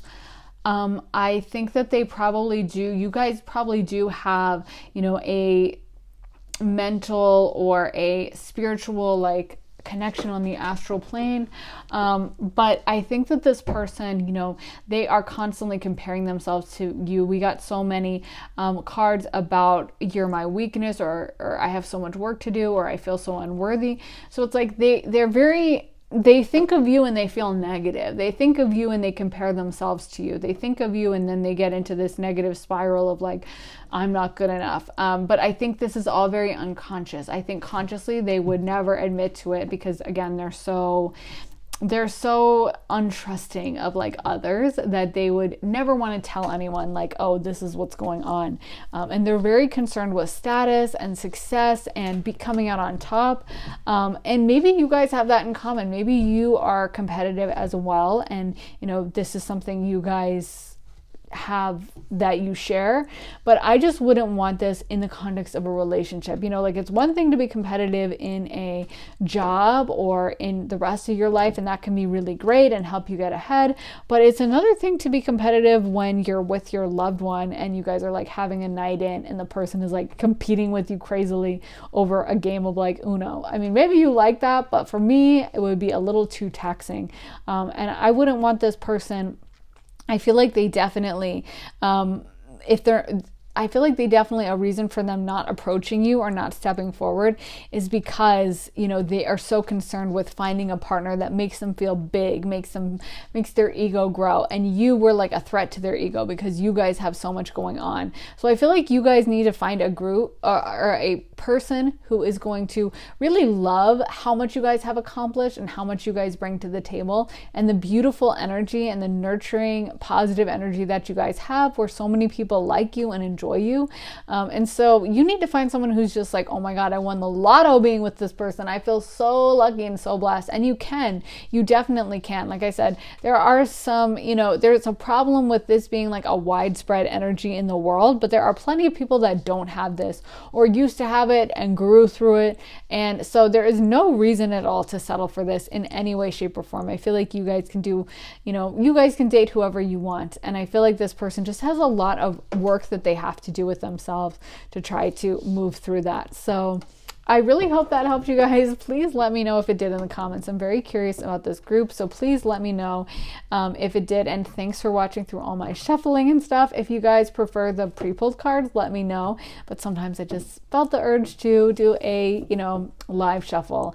So anyway, I hope that helped you guys. Have an amazing day. Take care. Bye.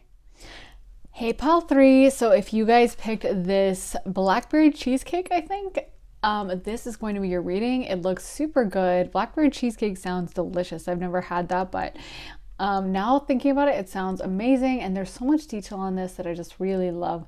So anyway, let's get into your reading. I decided to do a live pull. I just felt really drawn to it. So we are going to do the reading that way. I don't know if you guys can hear, but it is pitter-pattering rain on the window, like a late summer rainstorm, which I just love for readings. So hopefully it's going to be an extra good one. So let's get into it. What is going on for pile 3? How is their person feeling? How is their person feeling towards them at first? How is their person feeling towards them at first? How is their person feeling towards them at first? How is their person feeling towards them?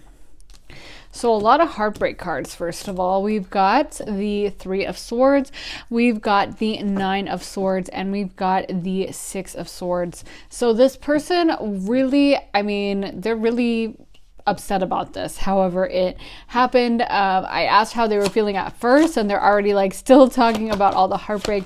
How did they really feel towards pile 3 at first when they, like earlier when they were together? Wow, so we got the High Priestess that came out right over the Magician. I feel like this person was trying to manifest you. What I'm hearing is they felt like you were their reward. Like they had been trying to manifest you for a while, and for them, they thought of you as their reward for something. Like, I don't know what that is. I don't know why you would give a human being as a award, obviously, because, we don't have like slavery and stuff. You're not allowed to own a human being. So I don't know, but this person is saying that they thought of you as a reward, like you were almost like a gift, given to them to improve their life, I guess, or to reward them for stuff they had done in the past. I feel like they were trying to manifest you, and I feel like you guys knew about each other a lot of times before you guys met. Like you guys had a connection that you might have had a what is it called? A premonition or something, or like pre-knowledge that you were going to meet someone, or just like a feeling like, oh, I don't know, I just feel like I'm going to, meet someone really soon, or something like that might have happened, because I feel like you guys talked to each other on the astral realm before you guys met. I feel like this person was like waiting for you, and when you came in, they weren't surprised. They weren't like, oh my God, who is this person and where did they come from? Which sometimes happens with twin flames and soulmates, is where they're just like shocked. They're like, whoa, what is this? Why do I feel so strongly? But I feel like in this case, this person was indeed expecting you. They had been manifesting you. They had been waiting. They kind of had some idea that you were coming in. So when you did show up, they were like, oh, okay, there they are. Okay, they made it. They're here. Okay, here it is. But in a way, I feel like that almost gave them a false sense of security. Like they didn't feel the need to step up as much or to like work as hard, because it was like, oh, this is my sure thing. I already got it in the bag. This is my reward. This is my person. It's almost like I keep hearing as I said in the beginning, like, you're not allowed to own a person. So it's funny because I feel like I keep hearing that the way they talk about you is very possessive, or very like, possessive. Like it's like possessive as in I own, or, you know, this is my thing, this is my item. And obviously you're not an item, you're a human being. So, you know, you're not someone that can be owned. I mean, we can have like my lover or my partner, but, you know, I feel like the way they're saying it is just very like ownership almost, which is really a little much. So I feel like there was this almost arrogance this person had. Can we give me more clarification? Was this person like, what is this devil card and what is the 7? So this person, yeah, so they thought about you a lot. They were already expecting you to come in before you came in. I feel like this person may be good with their words. You know, there might be an energy where, again, they kind of, it's like they assumed that you were theirs because, again, they had been trying to manifest someone like you. They had been waiting for you to come in. So when you came in, they just thought, oh, this is mine. And I feel like they didn't give you the almost like level of respect or autonomy that you would expect. Like, I feel like this person, it's almost like I'm getting an energy of what is okay for them to do is not what's okay for you to do. So it's kind of like they probably were not okay with you talking to other people, but they thought they could. And they were kind of like, well, I'll just talk my way out of it. Like, I feel like this person was a smooth talker or was good with their words, and they may have lied to you or not been fully honest with you. But it's not because they were lying to you because they were like, I don't care about this person and, you know, I'm going to lie to them because whatever. They just, I feel like they saw you as like a sure thing. Like they saw you as kind of like a soulmate, their other counterpart, and just that everything would work out for you for sure in the long term. So they could maybe date other people or talk to other people, and it was going to be fine because you guys were soulmates, which is not okay. It's good to feel comfortable with your soulmate, but, you know, we need to still have the same level of respect for sure, if not more respect. Can we get cards for why this didn't work out, or why, or how they're feeling now? Why this didn't work out, or how they're feeling now? Why didn't this work out? How are they feeling now about things? How are they feeling now? How are they feeling now? How are they feeling now? So yeah, I do feel like for some of you, it could have been a situation where there was another third party, or there was like, I don't even know if I would call it cheating, because I feel like for some of you guys, it wasn't something where, there was like a commitment where it was like, okay, we're exclusive and we're monogamous.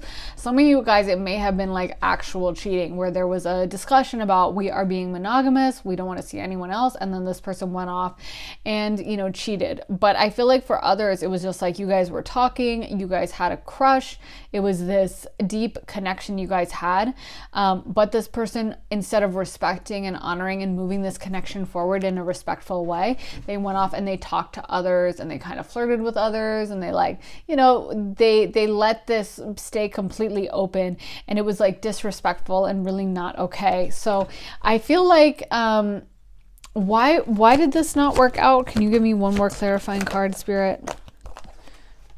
This is interesting because I don't know. I feel like that's why it didn't work out, but we've got a lot of positive cards at the end. So we got the Star, we got the 6 of Wands, and we got the 10 of Pentacles, although it's reversed. But I feel like so I'm getting a lot of stuff coming through right now. I feel like this person, first of all, they really respect you, or they like you, or they think that you have like a good public image. There's something about like they want to be seen with you. They want to be perceived by others as being with you. I feel like in a way, this person, it's like they would have loved to have everyone known that you were dating, but then they also kind of thought that they could, you know, have it like get it on with other people or talk to other people, and just keep you out of it. It's almost like, you know how there will be a situation where there's like a senator or like a very powerful person, and they will have like their public trophy wife that they like show off to everyone, and that they want to have their kids, and that they want to, you know, they respect them the most. I don't know if you can hear the thunder, but it's super atmospheric for a reading. So I love it when you guys get these readings, because I feel like it's even more like watery channeling energy. But they'll be like a senator or a powerful CEO, and they will have like that trophy wife that everyone is like, oh my God, she's such a catch. And she's usually very dignified, makes a great impression, very beautiful, and, you know, maybe very educated, and kind of like all around girl that has it all, like a 10 out of 10, you know what I mean? And then they may have people that they're dating on the side, or like Tiger Woods. You know how Tiger Woods had that beautiful, beautiful wife, and no offense, because I think some of his mistresses were also very attractive, but a lot of people were like, how could you cheat on a woman like that? And some of the women he cheated with seemed like they really were, you know, in a bad place in their life. They didn't have their act together. They weren't, you know, the kind of dignified like catch that his wife was, you know. And I feel like that's like this situation is the vibe I'm getting. Like this person, they saw you as their partner or their counterpart, but then there was also this like, well, I'm just gonna still talk to other people a little bit. And I feel like they thought they could kind of hide it, or they thought that they could maybe you know, keep it on the DL, and that you wouldn't find out, or that you wouldn't notice, or that it wouldn't really affect things, you know what I mean? And so I think that Spirit is trying to tell me that a lot of this happened for a reason, that this was being guided because you guys are supposed to be on a different path. But it's like they have a ton of sexual attraction for you, and they also see you as very nurturing and someone who would be a great parent. So I feel like you guys are like the wifey material, you know what I mean? But then it's like they still had this habit where it's funny because they're saying like that you're their reward, but it's like, wait a minute, dude, what do you have to be rewarded for? Because the energy I'm getting here is not energy I would think like, give this person a reward. They're acting so perfectly. Please give them some kind of a prize because they really deserve it. But I feel like this person has a little bit of a unrealistic attitude towards things, where they kind of are not being honest with themselves about like that maybe they were acting shady, or maybe they should have treated you guys with more respect, even if you weren't in an exclusive, committed, monogamous relationship. I think like a lot of times when you're dealing with someone and you feel that deep chemistry and kind of like soulmate energy, then yeah, like then you need to maybe not be talking to other people and flirting and rubbing it in people's noses, you know, or trying to hide stuff. It's just not a good way to start out a relationship, even if you hadn't had that part of the discussion that is like, okay, what's the monogamy? Are we seeing other people? What's going on? So there's this really huge psychic component to your guys' relationship. Like I feel like you guys definitely either still talk on the astral plane, or talked before on the astral plane before y'all met, or during the relationship. But I feel like especially before and after, there was like conversations on the astral plane, where you guys kind of like know each other, like your guides know each other.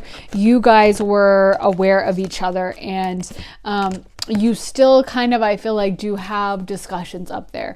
I feel like you, in a way, it's like I'm getting with you guys. That's why there's not a ton of like I do think there's a lot of heartbreak here, but I also feel like both of you kind of understand that this was also for the greater good. Like you guys may have come into each other's lives to teach each other a lesson. And I do think this person was really upset about it, but I actually feel like the star more applies to you guys, where you are supposed to have some kind of a greater mission or something, or you guys are supposed to meet an even better partner. And so there's a reason why you were kind of taken out of this. I feel like this person has to grow a little bit in maturity and has to become a little bit more self-aware so that they don't sabotage things in the future in this way. I think have to go turn off my incense because it's burning a lot. So okay, so I turned the incense off.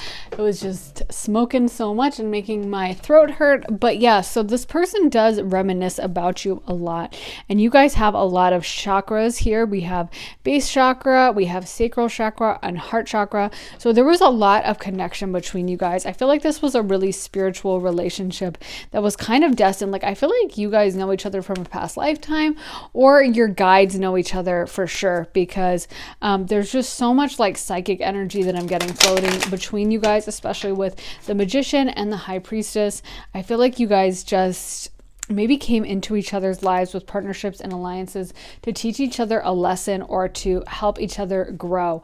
And I feel like this person has a lot to work on, and they learned a lot from you. Like, I feel like they took a lot out of this with the Three of Pentacles, where they have come out of this and grown a lot. They may have had to learn, I feel like you guys conduct yourselves very honestly. You guys are very moral people. And so this person had to learn to be a little bit more moral and to not just do what works for them or just do what makes them feel good. And they had to learn to think about others and to kind of just do the right thing. And I feel like this person reminisces about you a lot.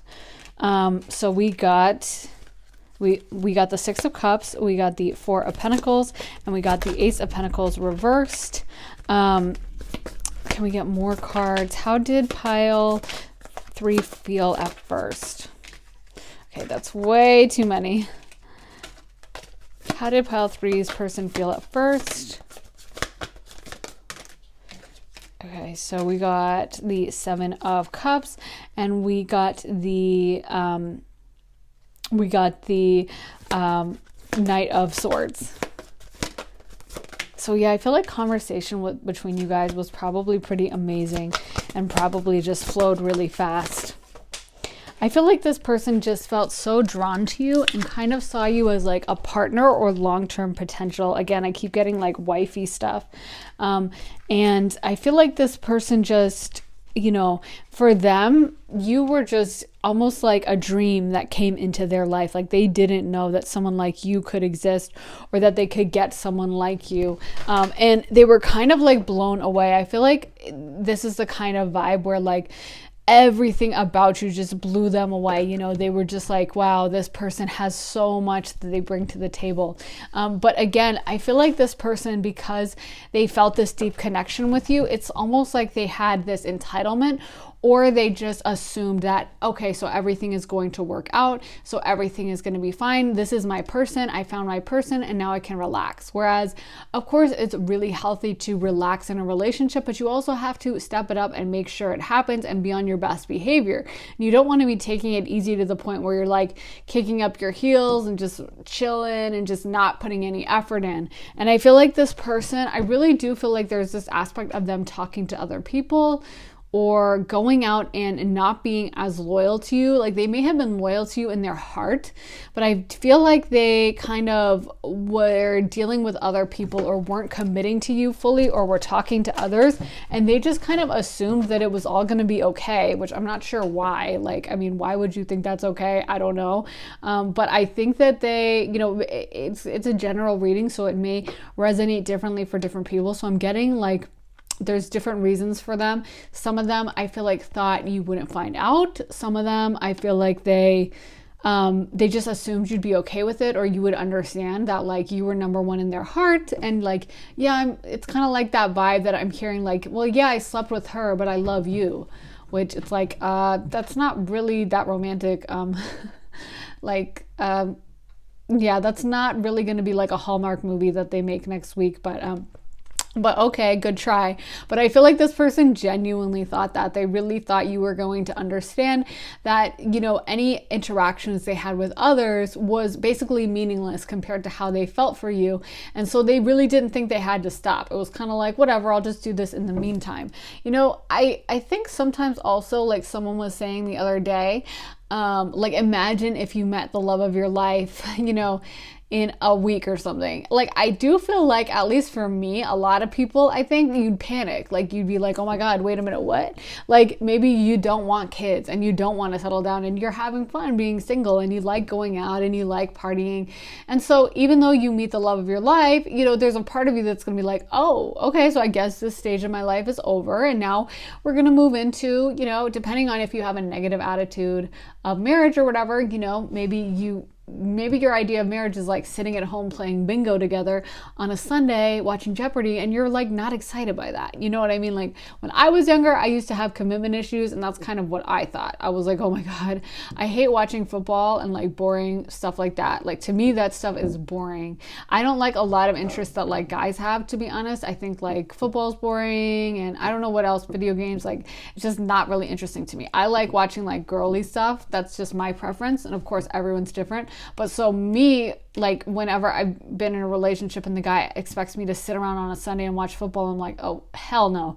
And to me, it like makes me panic, you know? So I feel like there was something like that maybe, where this person had this idea that, you know, like maybe they just freaked out of like, I'm not ready for this. I don't want to, you know, be tied down. Okay, let me sow some wild oats first. And I feel like what I'm getting from them is they didn't realize it was going to escalate the way it did, or they didn't realize that their actions were going to lead to you guys not being together. They really thought that this was going to work out, and they really thought that it wasn't going to like blow up the relationship. They weren't trying to blow up the relationship. Sometimes someone, you know, will cheat or will go off on their own, deliberately being like, okay, like I'm done with this, and they're not ending it responsibly, and they're not being considerate, and so they'll cheat as a way to like sabotage it.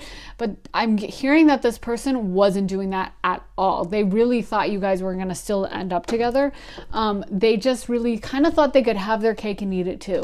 And you know, like I said, maybe because they keep talking about soulmates and spiritual connection, and that they did know you and they knew this was important, maybe it made them panic and made them think, oh my God, like, I don't know if I'm ready for marriage, kids, because I feel like that would have been the trajectory you guys would have been on, because you had this really deep connection with them.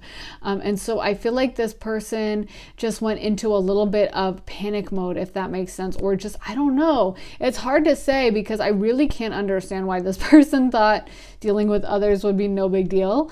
So take what resonates, guys, and leave the rest. But they are telling me that, you know, they just kind of made a mistake in that sense. And I feel like it's taken them a long time to actually admit that it was a mistake, and not just be like, well, it's not a big deal what I did, you know? I feel like at first they were definitely in defense about it, and just kind of, you know, trying to act like it's not a big deal, you're overreacting, that kind of a thing.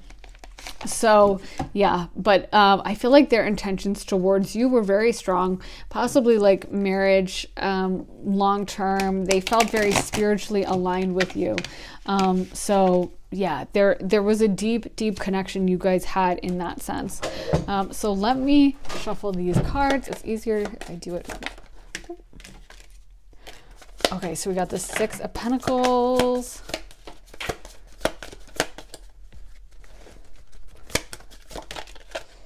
So we had the Six of Pentacles there too. So we got the Nine of Wands.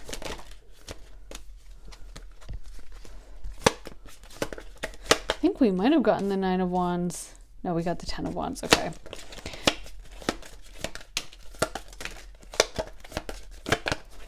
So we got Justice. We got the Eight of Cups. We got the Knight of Pentacles. We got the Eight of Wands reversed. And we got Two that fell. Okay, so I hope my video didn't get interrupted. I just got a, like, I don't know, flood warning. But anyway, hopefully everything will be fine. Like I said, it's definitely a summer storm. But so we also got the Fool, and we got the Knight of Swords. So I feel like Justice is coming through again. And so is Judgment. I feel like this person is trying to say a little bit that they knew they messed up. and they're almost, yeah, they're kind of apologetic. So we got the Tower reversed, and that card in this deck specifically is like an image of infidelity. So I feel like this person is acknowledging that they kind of messed up and that they did the wrong thing, and that they're kind of paying the price for it, because it's coming through really strong again. I feel like this person had tried to manifest you, and now they are really kind of feeling the heat, I guess is the word. Like they really are starting to acknowledge now that they did mess up, and that they had such an amazing thing going with you, and that they really regret how they handled it. This person is acknowledging that they didn't, they should have, for someone who acknowledged that you were their soulmate, like you deserved better and they should have treated you better. I feel like if this person could redo it now, they would have been a lot more attentive towards you and treated you a lot better. Like they would have, maybe tried to wine and dine you. We have a lot of images that are depicting like these guys feeding these women. And I just feel like this person is saying that, they weren't thinking clearly. They weren't using their best judgment at all. They were just kind of acting stupidly. And I feel like if they had known everything that was going to go on, or that you guys would end up not together, they would never have behaved that way. It was just kind of like a big series of mistakes on their part. And again, stuff that they just didn't think through, stuff that they just, they made the wrong choice, basically, and I think that there's a lot of regret on their part, and there's a lot of feeling of like, oh, I really, really, really, really messed this up. But, I think that it's kind of like they're stuck in it, and I don't feel like they would feel comfortable stepping forward and coming towards you now, because there's just this assumption that they kind of bungled it and they kind of ruined it, and like it's done. But I feel like this person has done some introspection, where they have gone through acknowledging that they kind of ruined it and they didn't handle things like they should have. So yeah, this person is looking back like, wow, I had so much given to me and I really, really, really screwed it up. And so they are in that kind of self-recrimination, like, I didn't act right. And they are certainly full of a lot of regret, and I think they're acknowledging that they didn't do things correctly. Is there anything else you want me to say from this pile, Spirit? Is there anything else you want me to say? I feel like this person just wants you to know, like they felt such a sweetness from this connection. They really, I feel like you guys tap into each other in the astral plane, and they get so much from it, and they're just acknowledging that, like, you bring so much to them, and they wish that they could have manifested that to actually take place in the physical world and make this into the kind of relationship that I feel like you both wanted. I feel like they really did want like the full thing with you, the full relationship that meant everything. That's what they wanted as well. And so there's a lot of regret on their part that they bungled it, that they didn't make it happen. I think this person just, it's like they were just very complacent, I guess. So how did pile 3's person feel at first? How did pile 3's person feel at first? Okay. How did pile 3's person feel at first? So we got Angel of Strength, Woman holding a heart. I feel like what I'm hearing from them is like they had never had this kind of relationship before, and they didn't know how to handle it. They see you as someone who was so like kind and open to them, and who like left them this beautiful space in your life that they could have filled. And they are just saying that they just kind of miscalculated, that they're acknowledging that they just made the wrong choice. Sometimes you just don't think about a situation clearly. Sometimes, when you do something later on, you look back and you're like, oh my God, why did I mess that up? Why didn't I see clearly? Why didn't I think that through? But maybe you were tired, or a million other factors happened that messed up, you know. And I feel like that's what this person is saying, is like if they could go over and do it differently now, they would. But they had never, I feel like, had someone like you come into their life before. I'm hearing that song by M. Ward, which is I never had nobody like you. And I think the lyrics are just like, I ain't never had nobody like you. And he's talking about all her amazing qualities. And I feel like you guys were so sweet and loving to them, and they felt so connected to you. And I feel like, again, that's why there may have been a fear of like settling down, because it's like, they had never, you know, been in that energy before. Maybe some of them had never had a serious relationship before. Or if they did have a relationship, I just feel like their heart wasn't in it in the same way. So when you came into their life, it was like, oh my God, like, what do I do? And I feel like there was a lot of thinking about what that would mean for them long term, and kind of like their freedom, and kind of like, well, I don't really know. You know how like a kid will, you know, eat cookies from the cookie jar and not even think about the fact that like, okay, your mom is going to come in 5 minutes and punish you because she's going to see that and you're not going to get dinner. But they didn't even think about that. You know, it's like they just acted in the moment. And I feel like for some of you guys, it wasn't like this person cheated on you, but I feel like they were talking to other people, to be honest. I feel like for all of you guys, you were talking to them, but they were talking to other people. And that may have been something that bothered you, even if you weren't in a committed relationship, where you were just like, wait a minute, why are you talking to like all these people around town, and why do you have, you know, this girl is flirting with you and that girl, or this guy and that guy, and so I feel like this person just really never thought it was going to get back to you. They really never thought it was going to turn into like a huge deal. They just thought they could kind of keep it on the down low, keep it on the DL, and that you wouldn't find out. So what I'm hearing is this: you guys did have a soul contract, and you guys did make an agreement to meet in this lifetime. And I also feel like, again, your guides know each other, and your guides helped orchestrate like the timing and everything. And this person kind of bungled it, kind of messed it up. But this person is saying that they kind of violated the soul contract. And like, I feel like everything is going to work out for you. Like, I feel like your path is correct. Like, everything is happening for you as it's supposed to. But I feel like this person, it's kind of like two roads diverged in a yellow wood, which you see in this pile. And this person made the wrong choice, and their guides are kind of disappointed. And I feel like in a way all of this was fated, like even on their end. I feel like their guides are like, this was supposed to happen, but sometimes bad things are supposed to happen in your life, or you're supposed to learn a certain hard lesson. And I feel like this person had to learn a lesson about honoring and sticking to commitments. I feel like maybe they did have some commitment phobia, or they weren't wanting to fully step forward and step into accepting kind of their responsibility and their role. And now it's like, you know, they have had to learn a lesson in that arena. And so they have had to shift into being more responsible and being more committed. I feel like at the end of the day, this person is very grateful to you for you coming into their life and all the things that they've learned. And I feel like for them, you know, they have had to do a lot of reflecting about this situation, because again, I don't think anyone else could have taught them this lesson. I don't think they ever felt as strongly about anyone as they do about you.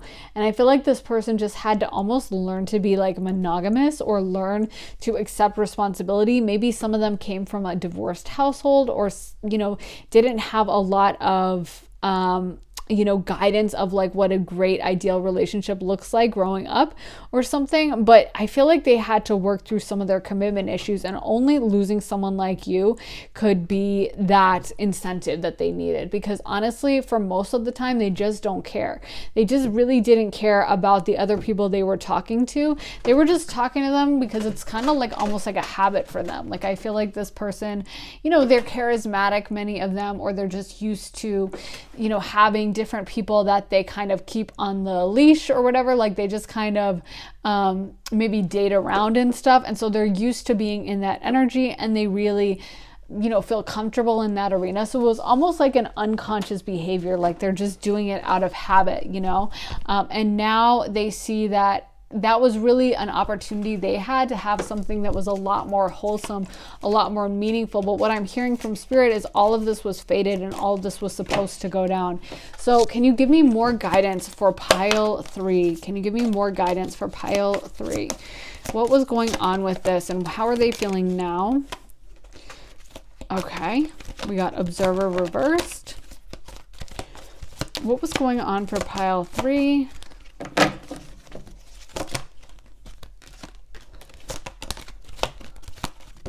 Yep. So we got, oh my God, that's so funny. So we got Observer reversed, we got By the Book reversed, and we got Thinker reversed. So I feel like with Observer reversed, Spirit is just saying that they really, and with Thinker reversed, they really just feel like this person just didn't act correctly, like they didn't act right. I'm hearing really with By the Book reversed that like their guides and stuff, they were supposed to act differently, and you guys may have had a different, this is what you guys may still be kind of stymied by this situation or still be, and I'm feeling really nauseous right now. I don't know. Maybe that's some of something that was happening in your relationship. I feel like maybe some of you guys felt sick after all this happened, or you may have just been really troubled by it. Now the nausea is kind of going away. So that was really interesting. That was such a strong like body tell. But maybe you guys afterwards had a lot of feelings of like, why did this happen, or how did this happen, or you just couldn't understand like why had that gone down the way it did, why did this person act this way, why were they disrespectful, and you didn't understand why you were so hung up on it. And what I'm getting from your guides is it's because this person actually did go off script. We had By the Book reversed, and I feel like this person, you guys had some kind of a soul contract or agreement of meeting in this lifetime and kind of how it was going to go. It may not have been, okay, we're definitely going to get married and we're going to settle down, but I feel like this person was supposed to act differently than they actually did. Like they were supposed to maybe treat you with more dignity, or the relationship was supposed to go further than it did. And because of their actions, it was like it short-circuited and it ended way faster. And so their guides are just acknowledging that, and they kind of realize it now. So we got also Unfinished Symphony, but that's reversed. So I feel like your guides are wanting to tell you like, just kind of leave it as it is right now, because I feel like this person has a lot of work to do with themselves. With Serendipity, I feel like if you guys are supposed to reunite, you will.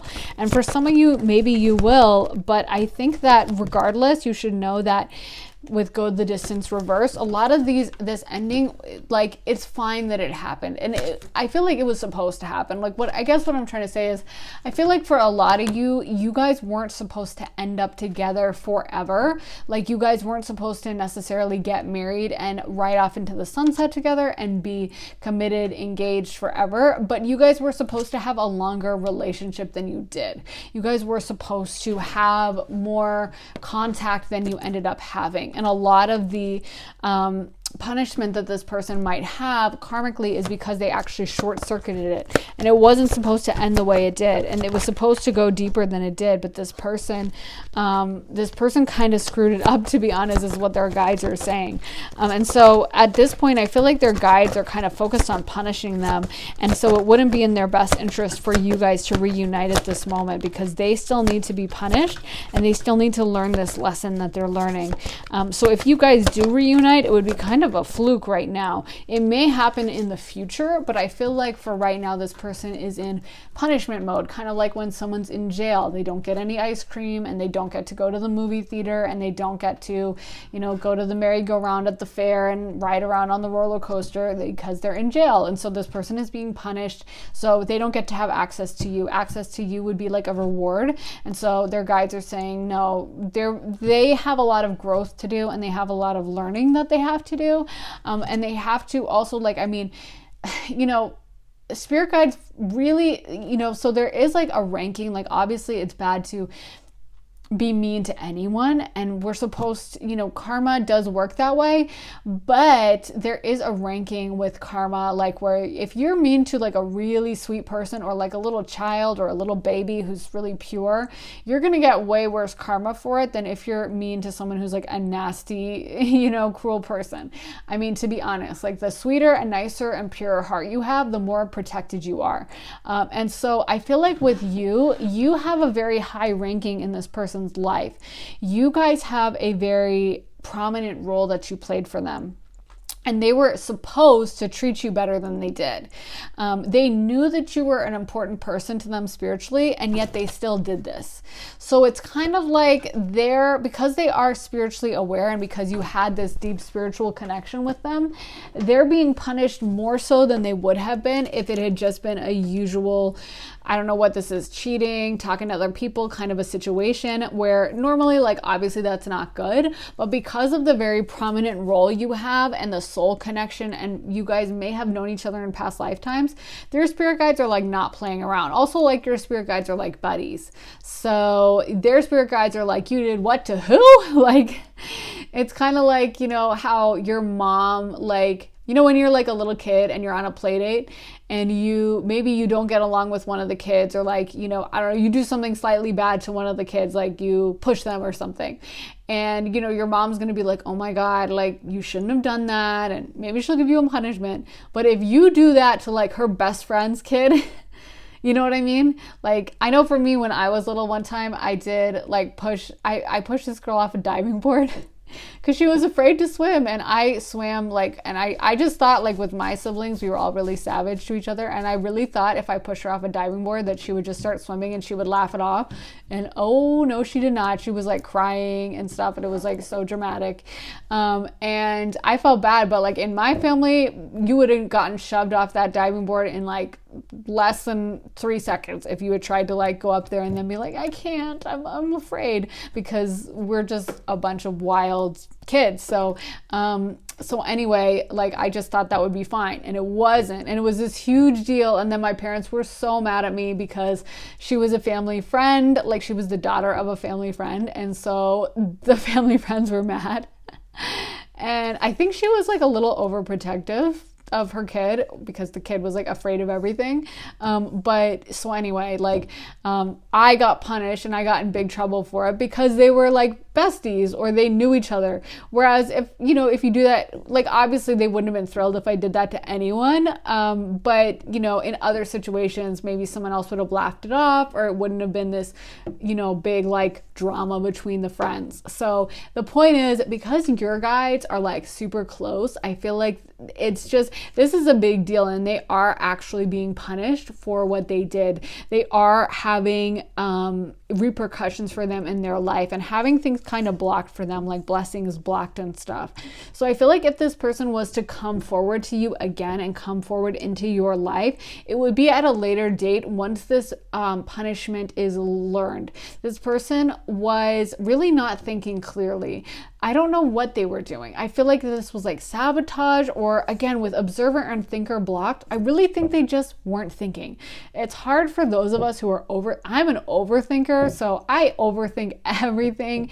And I know a lot of people are like that, especially I think people that watch these videos. We want to know the why, we want to understand, we think things through very deeply, but some people aren't that way. A lot of people are just very reactive. And I feel like with this person, they just acted and they didn't think. And maybe it was a situation where they just wanted to flirt with someone, or they were having a night out or whatever. But I feel like they didn't treat you with honor and respect that they should have. And now the guides are mad, and the guides are kind of having discussions between each other. And your guides have kind of done that equivalent of like, you know, now you stay away from my daughter kind of a thing. Like, your guides are kind of pulling you away in the way that afterwards, that girl's parents were like, oh my God, are you okay? And I was just thinking, like, if one of my siblings pushed me in the pool, my parents would not have even blinked or noticed. They wouldn't have cared. No one would have been bundling me up in a towel. They would have been like, okay, and you're fine, you can swim, like, so what? But their parents were so protective of them. And I feel like in this situation, it was warranted, you know, because this person didn't treat you with respect. And so your guides are kind of squirreling you away, wrapping you up in a towel, drying you off, and then they're going to punish them. So in this case, I think, you know, they did mess up. I feel like in my case, it was an overreaction on their part. But in this case, I think this person really didn't treat you right. And the guides are mad, and the guides are like having discussions going on there. So there is a lot of like angelic stuff and guide stuff and upper level stuff that's happening. I feel like you guys are just supposed to kind of focus on your life. And this person, I wouldn't be surprised if they come back in, but it's kind of like when they do come, they will be humbled because they needed to learn this, and they needed to learn to act right. They needed to learn how to treat you right with the level of respect that you deserve, because you play a prominent role in their life, like spiritually. Like you guys are like a VIP. You know what I mean? It's like you treat the president when they come over for dinner differently than some random person off the street. You're going to clear the room. Even if you don't like the president at the time, you're gonna, well, most of the time you're gonna be like, okay, well, you know, or I don't know, like some elected official that you have respect for, you are going to be like, oh, excuse me, okay, let me bring out my best china at least, you know what I mean? Whereas if it's just a random stranger, you might be like, okay, normal plates are fine. So this person, you were like a VIP, and they needed to like get out the good china, get out the silver, and, you know, put out the nice meal, not serve you like 3-day-old pizza that was like cold in the fridge and like, oh, whatever, just eat it off this paper plate. And that's kind of how they treated you. And so the guides are like not happy. So let me get more guidance. How does pile 3's person feel? Please tell me you'll never leave me. You are my soulmate. Wow.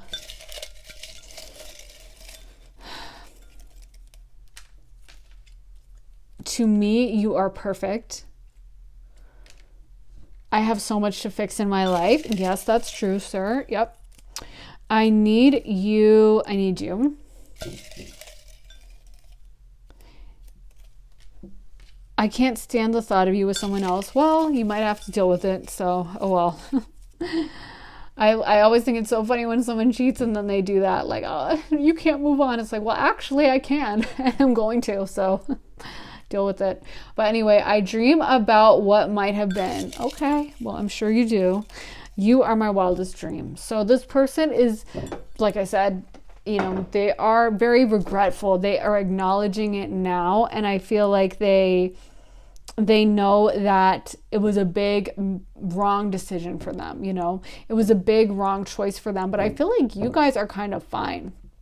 I feel like you guys are okay with it. You guys are, being like blessed right now. I really feel like you guys are kind of glowing up, and you guys may be being blessed financially or career wise, but I feel like your guys are very happy with you and how you behaved. Like your guys are like rewarding you. You guys are like, your guys are like, you acted so well. You acted perfectly, and we're just so proud of you. And so you are just being like rewarded. Meanwhile, this person is being punished.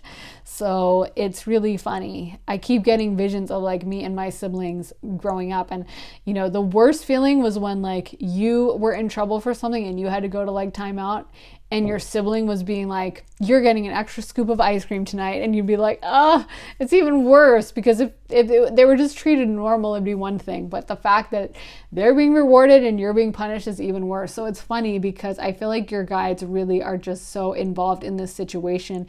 I definitely see like a lot of this guide activity. It's interesting because you guys obviously have a very potent spiritual connection. You might have known each other in a past life. I'm assuming something like that, or soulmates, but I really feel like this was a past life connection.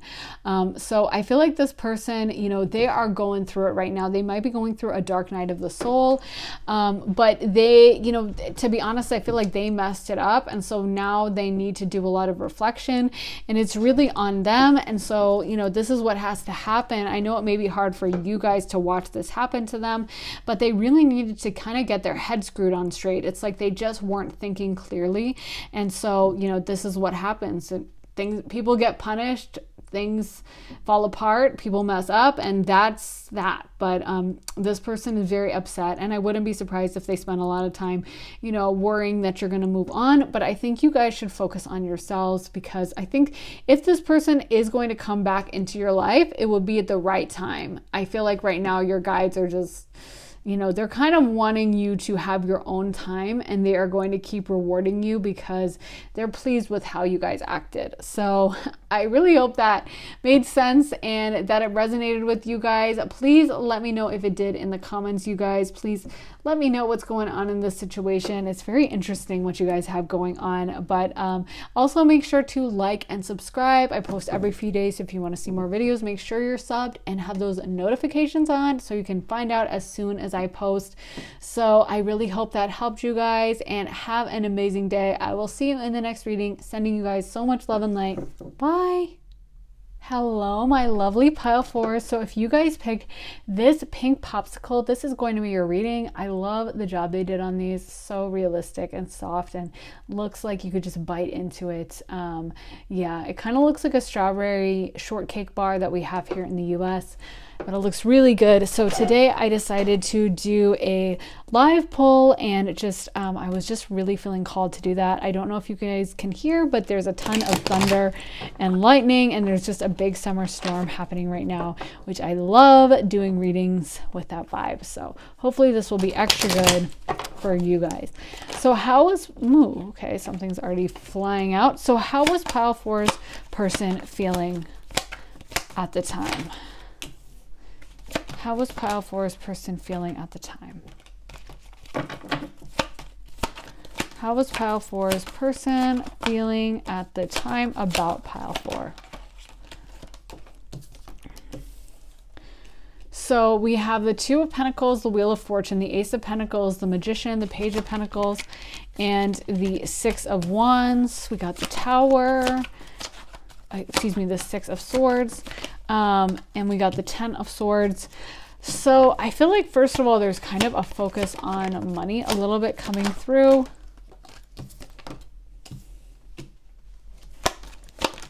What I'm hearing in my mind is someone saying, I really loved you. They're just saying, I really loved you, almost accusatory, like angry, which is interesting. So we got the Nine of Pentacles, we got the Ace of Cups, and we got the World. So I feel like this person, wow, there's a lot coming through. I feel like this person really felt a lot towards you. They were very invested in you. It's almost like, I think with all this pentacle energy, I feel like they were trying to make a lot of money to appeal to you. I feel like they were planning a future with you, you know? Like, I feel like they were really imagining marriage with the Four of Wands, and really thinking of things happening long term. And this might be why they're now so upset with the Tower and the Ten of Swords and the Six of Swords, where they are just kind of almost feeling defeated or angry.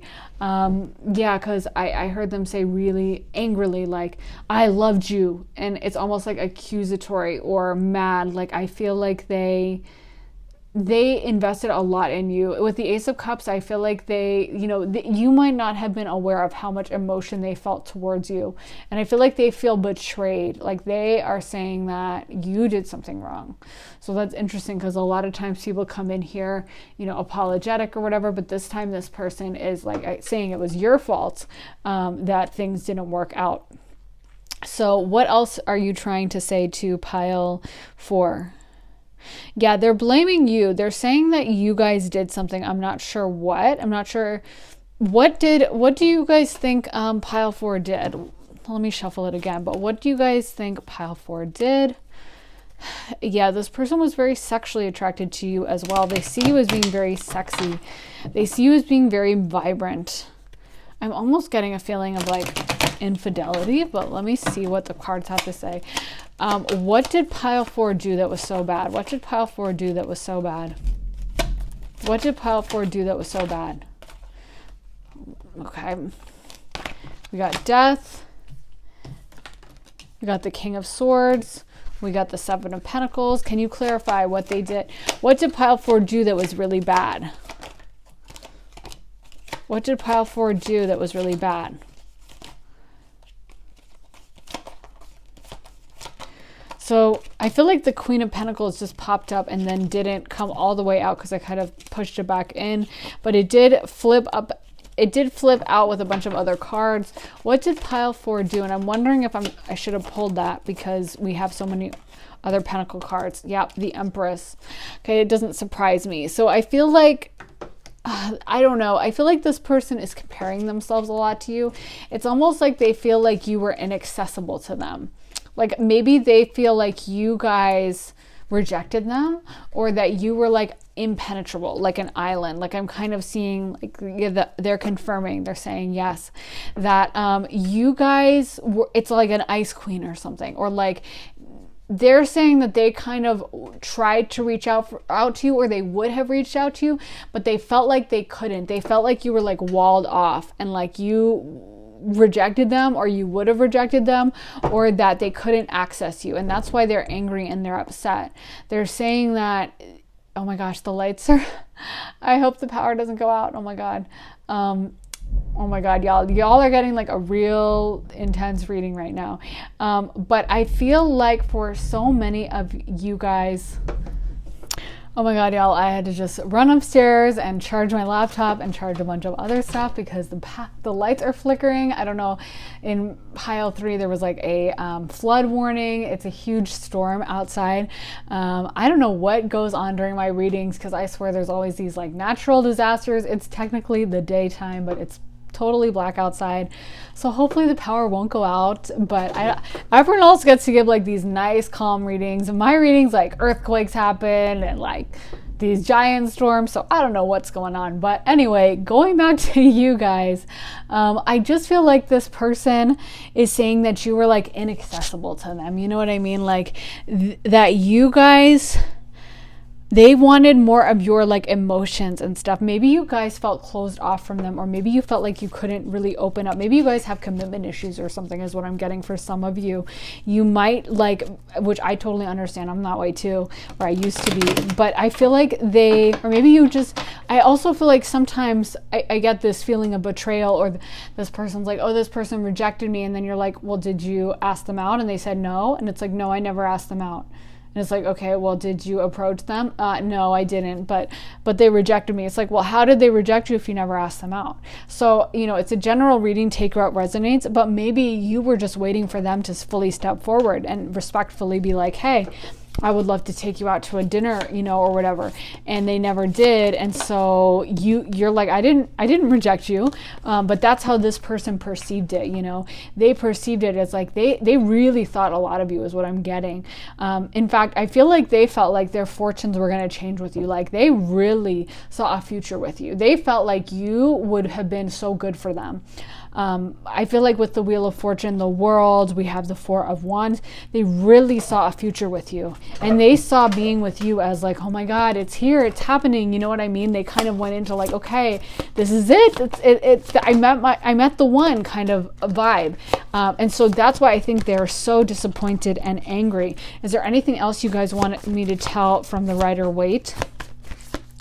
They're telling me you have no idea how much I suffered with the Death card. They really want you to know. They feel like, okay, so by the way, like this is like a bit of an angry reading that I'm getting, and I don't mean it, and please don't take it as me being angry with you or me like I'm not co-signing on this or saying this is legitimate. I'm just presenting to you what they're saying, and sometimes I can sanitize it, but this person keeps coming through as very angry, so you know, I have to share some of that with you because I know you guys want an accurate reading as well.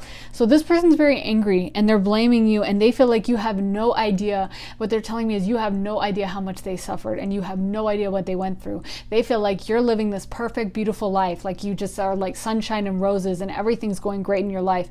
I don't know if you guys have glowed up, or maybe on your Instagram, you know, you're posting lots of photos of you traveling or going out having fun or whining and dining or whatever, or you have a great friend group. I don't know, but what they're telling me is like you never suffered like they suffered.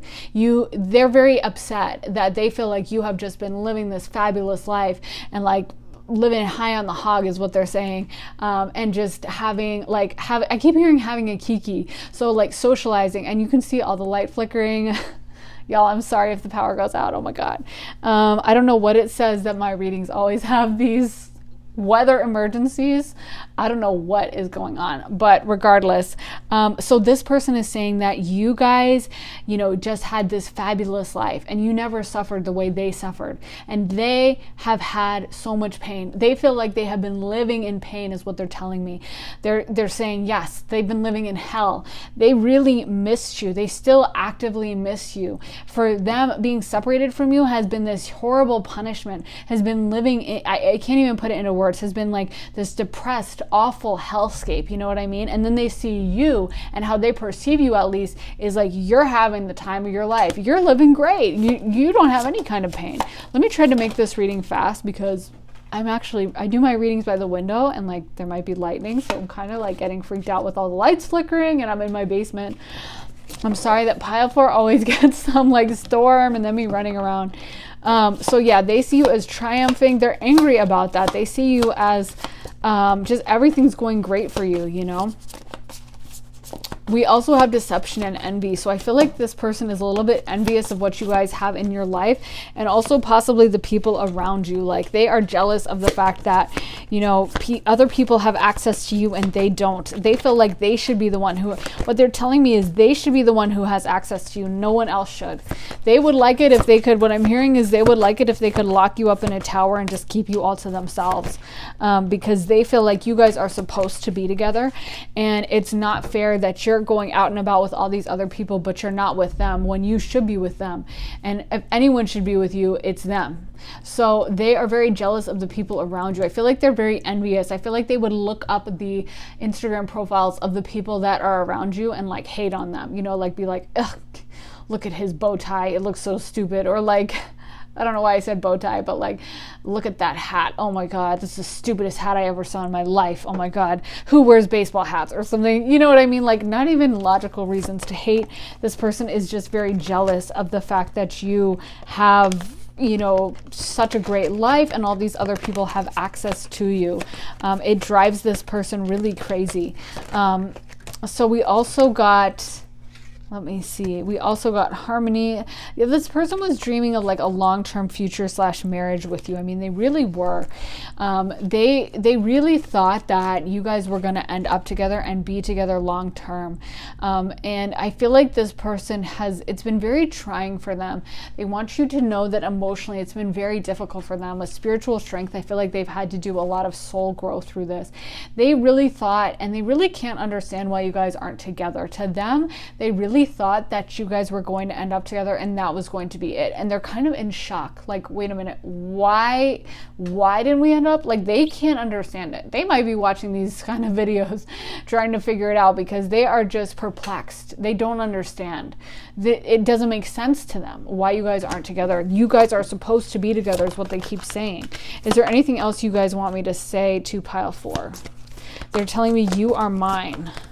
Again, guys, I'm just repeating, so don't think I'm co-signing on this, but that's what they're saying. They're saying you are mine. They see you as like very sociable, or that you guys are, again, living this like time of your life, having a blast, and it really upsets them. They think that you should kind of be with them, and they feel like their emotions have been very much disrupted. We got the King of Cups again, but now it's reversed. And so this person, and we also got the Queen of Cups, they feel like you kind of have their emotions on a tether or a leash. Like you're the one in control of their emotions, and you're not doing what you're supposed to do. You're not honoring them and protecting their emotions. Like they feel like they gave you their heart and you just didn't treat it respectfully. They feel like you have been out and about. I don't know, maybe you guys have been dating other people or talking to other people, or this person is aware of that. Maybe you guys posted on your social media a new partner or something, but this person just keeps talking about like you being with other people and that the emotional toll it has taken on them. We also got the Ace of Cups reversed. So it's like for them, this has been emotionally so trying, and I just feel like they are having a really hard time dealing with it. It's like they don't even know how to deal with it. You know, I feel like this person, they may just be like at home sleeping a lot and kind of like playing video games and hanging out on the couch, kind of a vibe. because it's like for them, they just they don't know what to do. They don't know how to deal with this. They don't know how to approach it. They don't know what to think, what to say.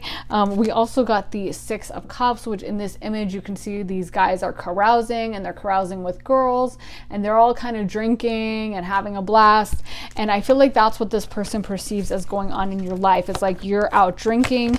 We also got Rejoice in Celebration, Three of Cups. So it's like this person perceives that you are just, again, having a blast and kind of like cheating on them is what they're saying. Yeah, they're very upset with that. They feel like you just have this active social life where you're always out, I don't know, partying or being with others, being with your friends, and they're very jealous of anyone who has access to your life. Even if you're like, that's not true. I feel like they would be jealous of like your dog, your cat, your sibling, your brother, your sister, your parents. Like they would be jealous of anyone who has access to you. This person is very into you, and I would say pretty possessive, almost obsessive. Like they really, really, really like you, and for them, it's very difficult for them to be separated from you and for them not to be in contact with you. So yeah, we also got the Knight of Swords. So this person does want to come forward to you. They do want to, step forward and communicate. They really would like to be in communication with you. And what I'm hearing is that they're very upset that they're not in communication. They're very upset that they're not in communication. They really like talking to you. I feel like when you guys would talk, this person really enjoyed your conversations. Maybe you guys are like a really good, entertaining conversationalist or something. I don't know. But this person, I'm getting something else coming through. Like this person might have like a keepsake of you. I don't know if it's like, I feel like they took something from you at some point. I don't know what. I don't know if like you gave them something once. Like I feel like it could just be something small you don't even think about, like a piece of paper or a note, or you gave them like a paper clip sometime, or they were like, can I borrow your pencil, and you gave them a pencil or something. But I feel like they took something from you at some point, and they still have it, and they still look at it, and they take it out and kind of like play with it or whatever, or it's like a photo of you that they always look at, that they took from your social media or something. But there's something of yours that they have. They're saying they have it. So even if it's a photo that they like just screenshotted and downloaded to their phone, they consider that having it, and they look at it a lot, and they just kind of obsess over it. Like I feel like if they have a physical item, they're always touching it. I'm seeing someone just touching it, just holding it. And if it's a photo, I feel like they're just always looking at it. They're always going back to, they really feel very possessive of you, almost like they own you. And I feel like that's also like a fantasy they have, is like you coming to them. They feel like they are kind of alone in the world compared to you. They feel like you are always like out and about socializing, in comparison to them. Maybe some of them, I don't know, I'm hearing for some they might be socializers who also have their own social life. So take what resonates, leave the rest. But I feel like for a lot of them, this person just feels like you have a way more active social life, or you guys have way more closer people to you than they do, and it really bothers them. This person is just really obsessed with you. Like I said, I feel like they just want to like study you and look at you, and just it's like they could spend all day just like looking at your photos and talking to you and staring into your eyes. I feel like sometimes when you guys would have conversations with them, you might have been like, whoa, this person looks a little intense, or like there's something about their eye contact that would be like really strong. Like you would be like, oh, okay, wow, like you don't need to just stare directly into my eyes the whole time while we're talking, But you have to realize that this person feels so intensely about you that it's kind of like they can't hold it back. They can't hide it, And I do feel like at some point, for a lot of you, they took a keepsake of you, or they might have taken a photo of you on their phone or something like that while you weren't looking. Like you might have been not noticing it, but like, looking away, and from behind you, they took a photo of you or something. There's something of yours that they took that they are continuously like looking at, playing with, and they think of you when they think of that, or when they are interacting with that in whatever way it is. This person is really obsessed with the idea of you dating other people. They are very much studying your social media to see if you are in a serious relationship with others. If you are, that would explain a lot of this anger that's coming through. What else do you want me to tell pile 4? They just keep saying you are mine and that this person is coming for you. I feel like this person, they feel like it's like when they have you back, they intend to like completely win you over and blot out anyone else that is in, that you may have interacted with. So not to be TMI, I'm trying to keep it PG-13 or PG for, YouTube. But I feel like if you guys have, sexually been with anyone else or romantically been with anyone else, they very much intend to, like what I'm hearing is like, you won't even think of them after I'm done with you, kind of a thing. Like they want to blot out the memory that you may have in bed of anyone else, of any romantic interactions with anyone else. They want to so surpass that person that there's like no way you could ever think of anyone else ever again in that way, that they would be the only one that you are, sexually or romantically thinking of. So that is something that they feel really strongly. I also feel like this person, again, they truly imagined something really long-term with you. We got the 10 of Wands and we also got the 10 of Cups. So this person really did imagine that you guys were going to have a long-term, very long-term future potential, that you guys were going to end up together probably forever, and so this person, again, really still feels like you are kind of like theirs, like you are mine, is what I'm hearing. So it's like, they really thought that you guys were going to have this permanent future, and maybe that's why they're so upset and so almost enraged, because I also feel like they feel a little bit, unempowered by everything that has happened. We had the King of Pentacles and the Emperor in different decks reversed. So I feel like this person, it's almost like, they feel now like this has made them question themselves, kind of a thing. Like they were feeling like maybe they, when they met you, they were like feeling on fire, like you invigorated them. And then the fact that things didn't work out has really made them question themselves, made them doubt, made them feel, unempowered and not good about themselves. And that might also be why they're upset. But they feel like you guys are supposed to be together. They're still planning a future. They're still imagining things working out long term with the Two of Wands. I feel like a lot of them may come forward to you in the future somehow, may like present, a offer of some kind in the future, because in their mind, you guys are still supposed to be together. So they are definitely not, just accepting that things are down for the count and whatever. They also, I feel like part of them are saying that there was an aspect of either sabotage from others or dishonesty on your part.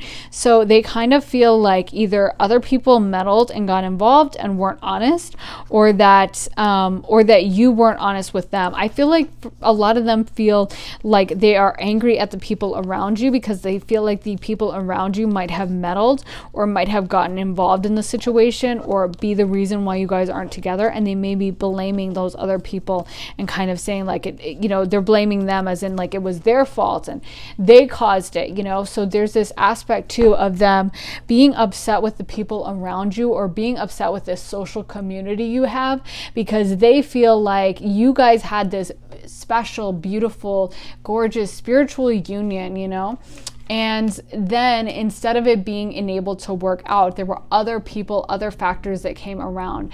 There may have been other guys or girls that were romantic competition for them that they're jealous of, or it could have been your friends, like I said, they could be jealous of anyone in your life, but there's a lot of other people that they're blaming, that they're angry about. Why are you guys angry or jealous at the social group? They're saying that they lied to you. So I don't know, like maybe they think that your friends lied to you and told you stuff about them that wasn't true or something. Or maybe I feel like it was something like that, where they are trying to say that, you didn't know the full story, or that these people meddled and gave you a wrong impression of them. But either way, they are definitely placing the blame on a lot of these other people, and they're saying that, you know, basically you guys had this great thing going and that other people got involved and kind of ruined it, and they're very upset about that. I feel like they have fantasies of, you know, pulling you back in, winning you back over, winning you away from these other people, and kind of making you theirs. Like, you know, I'm hearing that I'm gonna make you mine, and kind of like locking you away from the world for a little while to like win you over. I feel like they would do everything they could to please you in bed and otherwise, because they're just very obsessive about you, you know. So let me get some other cards from another deck. So what other messages do we have for pile 4 about their person? Magician in the Mirror. Okay. Wow, so this person is really so in love with you. We got appreciation, and we got yin yang reversed. So this person, first of all, they just really are in love with you. They just feel like you're just so incredible and so amazing. And it's like to them, you're like this dream girl. You know, you are just, or this dream guy, you are just so special that they are just blown away with you. With yin yang, I feel like this is kind of a very spiritual union. Like you guys may embody aspects of like the divine masculine and divine feminine, where, you know, one, I feel like this person gives off kind of a masculine energy, but if you are a guy watching this, it could be a female, you know. But I also feel like this female would be in a very, well, I guess it could be a feminine energy, but more distorted feminine, where it's like she's just jealous, but she doesn't intend to take action. But for a lot of you, this is someone in a very masculine energy, that's a distorted masculine, where like they are desperate to come forward, you know what I mean? And they are just like plotting. We have strategy, and I do feel like this person has every intention. I mean, they definitely haven't given up. They definitely fully intend to like come back into your life and make things happen. We got first chakra Archangel Michael, and he is the archangel of protection, but he's also like a fighter. You know, he's ruled by Mars, and he is very much like a fighting spirit. And I feel like this person, that really sums up kind of where they're at. They are definitely in a like Aries, like I'm coming, I'm getting in there kind of energy. We got envy again, so just confirmation that this person is super envious of the people around you and in your life, and even you to a certain extent. I just feel like they want your energy so badly that it's like they're jealous of absolutely anyone who has access to it, whether it's you, whether it's anyone around you, like I said, your dog, your cat, literally anyone. I also think this person is trying to manifest you still. They still think about you a lot. I think they spend a lot of time looking at your photos. I'm seeing someone just staring at a photo, staring at their phone or staring at their laptop, and just like, you know, staring down at the photos, just like gazing into them. I feel like this person just spends a lot of time, a ton of time thinking about you. They are very attached to you. Like, I feel like they have not moved on. I almost feel like they probably couldn't even move on if they wanted to, which I don't think they do. But even if they wanted to, I don't even think it would be possible, because again, I think this person has such a deep connection to you. It's just that they are so, you know, attached. They are so, they really can't see anyone else, because to them, you're just kind of everything. You know, you are just perfect. So it's like, how are they supposed to date someone else that is never going to measure up? They're never going to have the same feelings. They're never going to have the same depth of emotion. I do feel like they have every intention of coming back towards you and, you know, trying to win you over. But I feel like they spend a lot of time staring at your photos. You know, as far as the fact that they haven't, if you guys are not in contact or whatever, I feel like it's like, come on, what's holding you back? Like, you should have already stepped forward. So it makes me sometimes doubt when someone says like, well, I'm coming for you. It's like, okay, but you haven't sent the text yet. You haven't sent the DM. So when is it happening? Because, you know, actions speak louder than words. But as far as this person's mindset goes and as far as their strategy is, they definitely expect and intend to come for you and to, be back in contact. They definitely want you back in their life super strongly. This person just has never felt this strongly about anyone else, and they're fully aware of how rare this is. They're telling me that. They're like, what we had is so rare. It's so special. And, they're telling me like, you wouldn't even understand. What we have is so special. It's so different. It's like, oh, okay. Getting a little mouthy with the tarot reader. We don't love that. But anyway, but they're like, you wouldn't even know. We have it so special. No one's had it this special. So they are like really, to them, this has been everything. And they are just so overwhelmed by this connection. What other messages does pile 4 have? What is going on with pile 4? Orphan. Why am I not surprised that that came out? So this person feels very abandoned by you. This person is very upset. What I'm hearing is that they are not moving on. They're telling me I refuse to move on. I'm hearing that line from, I don't know what song, but where he says like, I refuse, I refuse, I refuse. I forget. It's from some like emo song or something. So I feel like this person is just saying, I am not going to move on. No matter what you do, I refuse to move forward. So they are very much attached to this, and they are not going to, I feel like maybe some of their friends or family might be like, well, listen, they might not know your name, because I feel like this person may feel embarrassed about telling everyone the depth of their emotions, and like that they stare at your photo every night and all this stuff, because a lot of people are gonna be like, dude, ooh, maybe it's time to go to therapy. This person might need a restraining order. Like, people would definitely judge this pretty hard. So I feel like they wouldn't necessarily be super honest with everyone about how much time they spend thinking of you.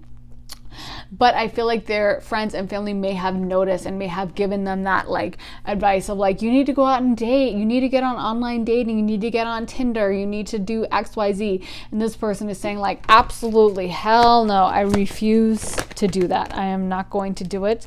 What other messages do we have about pile 4's situation? How is pile 4's person feeling now? So we got to be fair. How is pile 4's person feeling now? So they definitely still talk to you on the astral realm.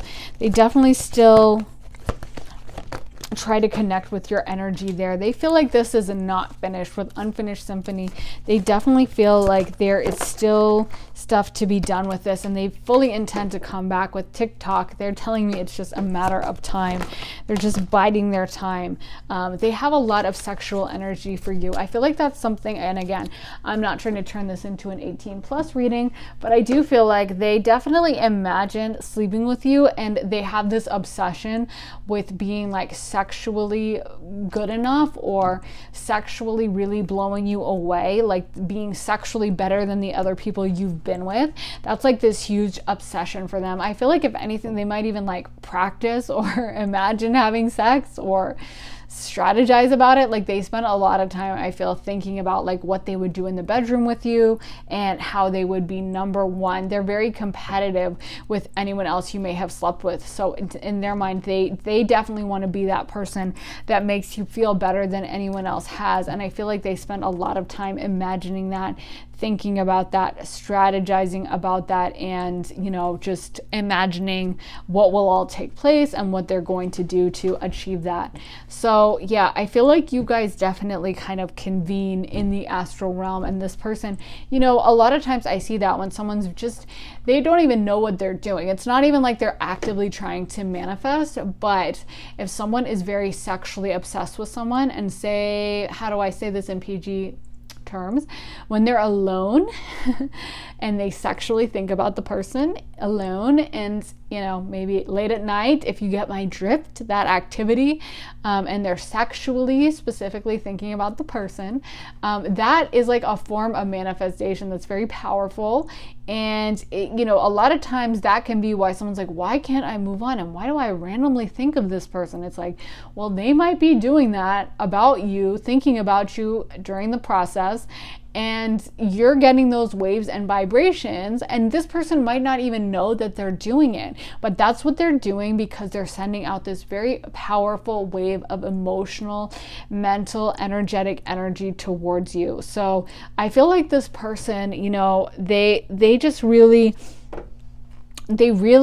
think about you all the time, and this constant sexual drive they have towards you just keeps you guys kind of pulled into this dynamic. You guys definitely, I feel, have that connection where you guys visit and hang out in the astral plane and in this plane. So it's kind of like you guys are hanging out in the astral realm even when you're with someone else. In fact, I feel like some of you might even feel guilty if you are sleeping with someone else. You may feel guilty, like oh my God, why do I feel this way when I'm with this person? I shouldn't feel guilty, but you do. It's probably because that person is thinking of you and you know it on the astral realm. Can you guys clarify the peace card? What the heck does the peace card mean? Because I'm wondering why we got that, or if it's a fluke. Okay. What does the peace card mean? What does the peace card mean? Can you clarify the peace card? Can you clarify the peace card? Okay. So we got the Two of Wands. So this person is saying that they can have peace and they will be able to relax when they're with you again. So that's kind of like this little carrot they hold out for themselves. You know how like a cartoon of like a horse where they will do this I don't know. I've seen this cartoon a bunch of times, and they will stick like a stick out in front of the horse with a carrot dangling down, and the horse walks towards the carrot, but they never catch the carrot, and it's just like this reward that they're holding out of like, hey, keep going in this direction. I feel like you are the carrot they hold out for themselves of like, okay, one day I'm going to get back with them. Okay, you are a very big motivation. I feel like they probably think about you when they're like working out in the gym, and, you know, think about you a lot. They spend a lot of time like imagining you. And again, especially there's this big emphasis on the sexual aspect of being with you. And I feel like they feel very strongly that they want their body to be in like tip-top shape, and they just want to impress you so badly in that arena. This is something that just takes up a lot of their time, and they really want everyone to see also that you guys are together. They want that kind of public confirmation, that public Instagram post or whatever. I feel like, again, that makes sense because they are so obsessed with the competition with these other people that have been around you, and it's like they just want to rub it in everyone's nose if they could. If they could like take out like an advertisement in like the front page of the New York Times or, you know, a major magazine, they absolutely would, because they want everyone to know that they're the ones who got you, or at least these are the things they imagine doing once you guys ended up together. So for you, they definitely are still coming for you. You know, they have every intention of actually ending up with you and you guys being together. Is there any other message you guys have for pile 4? They're just saying that they are going to come for you, they are going to get you, and I'm hearing you will be mine. Okay, do we have any other messages for pile 4? What would pile 4 say? Oh, this is not a surprise. I think about you all the time. What other messages do we have for pile 4? Okay, 2. You are my wildest dreams, and I dream about what might have been. Not a surprise. You are mine. Okay. How many times did I say that? I must have said it like 10 times during this reading. I'm not good enough for you. To me, you're perfect.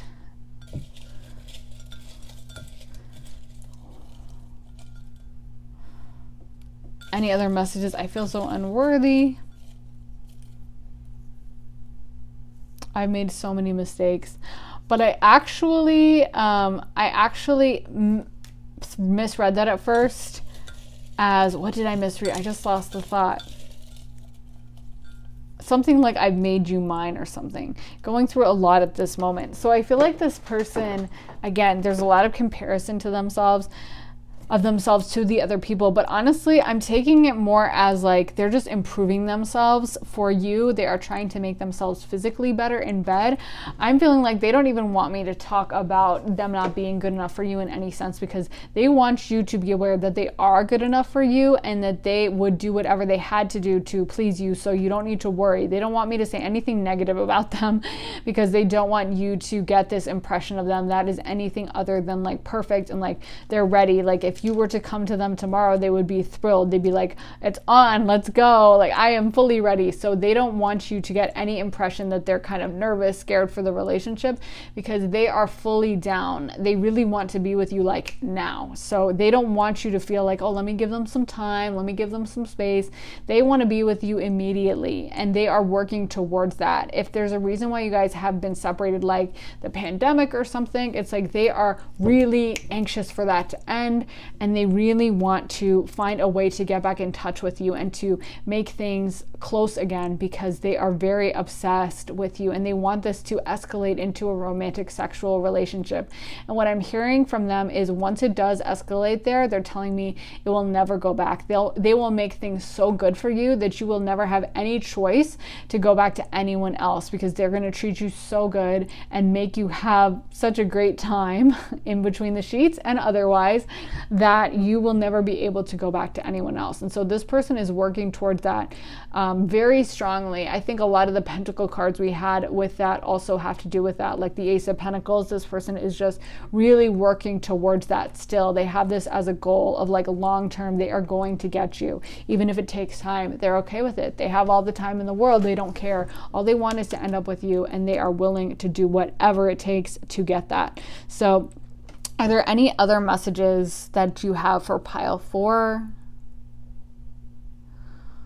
They're telling me that you shouldn't trust the people around you. The people around you aren't good enough and don't deserve you, and you should be ending up with them. And if you were with them, that you would never have to worry because they would protect you from the whole world. And you're better than the people around you, and they're not good enough for you, and you shouldn't be listening to them. That's what they're telling me. So again, take what resonates and know that I'm just the messenger, so I'm not endorsing it. I'm just relaying it. But is there anything else? They're just saying, I will make you mine one day, you will be mine. So just kind of the same thing, just the same message over and over. They are very convinced that you guys are going to end up together and that you are theirs. They're very obsessed with you. I mean, I do feel like, you know, this would be, how do I say this in a PG way? This would be an enjoyable time between the sheets, because this person would really work to, you know, they are trying to please, and you know what, we love to see it. So it would be fun, I'll say that. So, you know, ooh, it's a little, you know, it's a lot to get in a reading, but I mean, hey, this is like, you know, I'm thinking of that song like Work From Home or whatever from Fifth Harmony, where it's just all about, you know, having a good time between the sheets. I can't say too much because it's YouTube or whatever, but I just feel like this person really is very obsessed with that. They're very sexually into you. So definitely, like I said, they aim to please, and that's all I can say about that. But wow, definitely I admire the ambition and the determination. I'll say that. So I really hope that resonated, you guys. Please let me know if it did in the comments. I'm interested to hear about this interesting situation that y'all got going on and what happened. This is like a soap opera or something, a melodrama, but I'm loving it. So anyway, please let me know if it did resonate, you guys. I am sending you so much love and light. Hopefully next reading there will be no storms, floods, or lightning strikes. But anyway, we'll keep our fingers crossed. I will see you guys in the next reading. Sending you guys so much love and light. Have an amazing day, guys. Bye.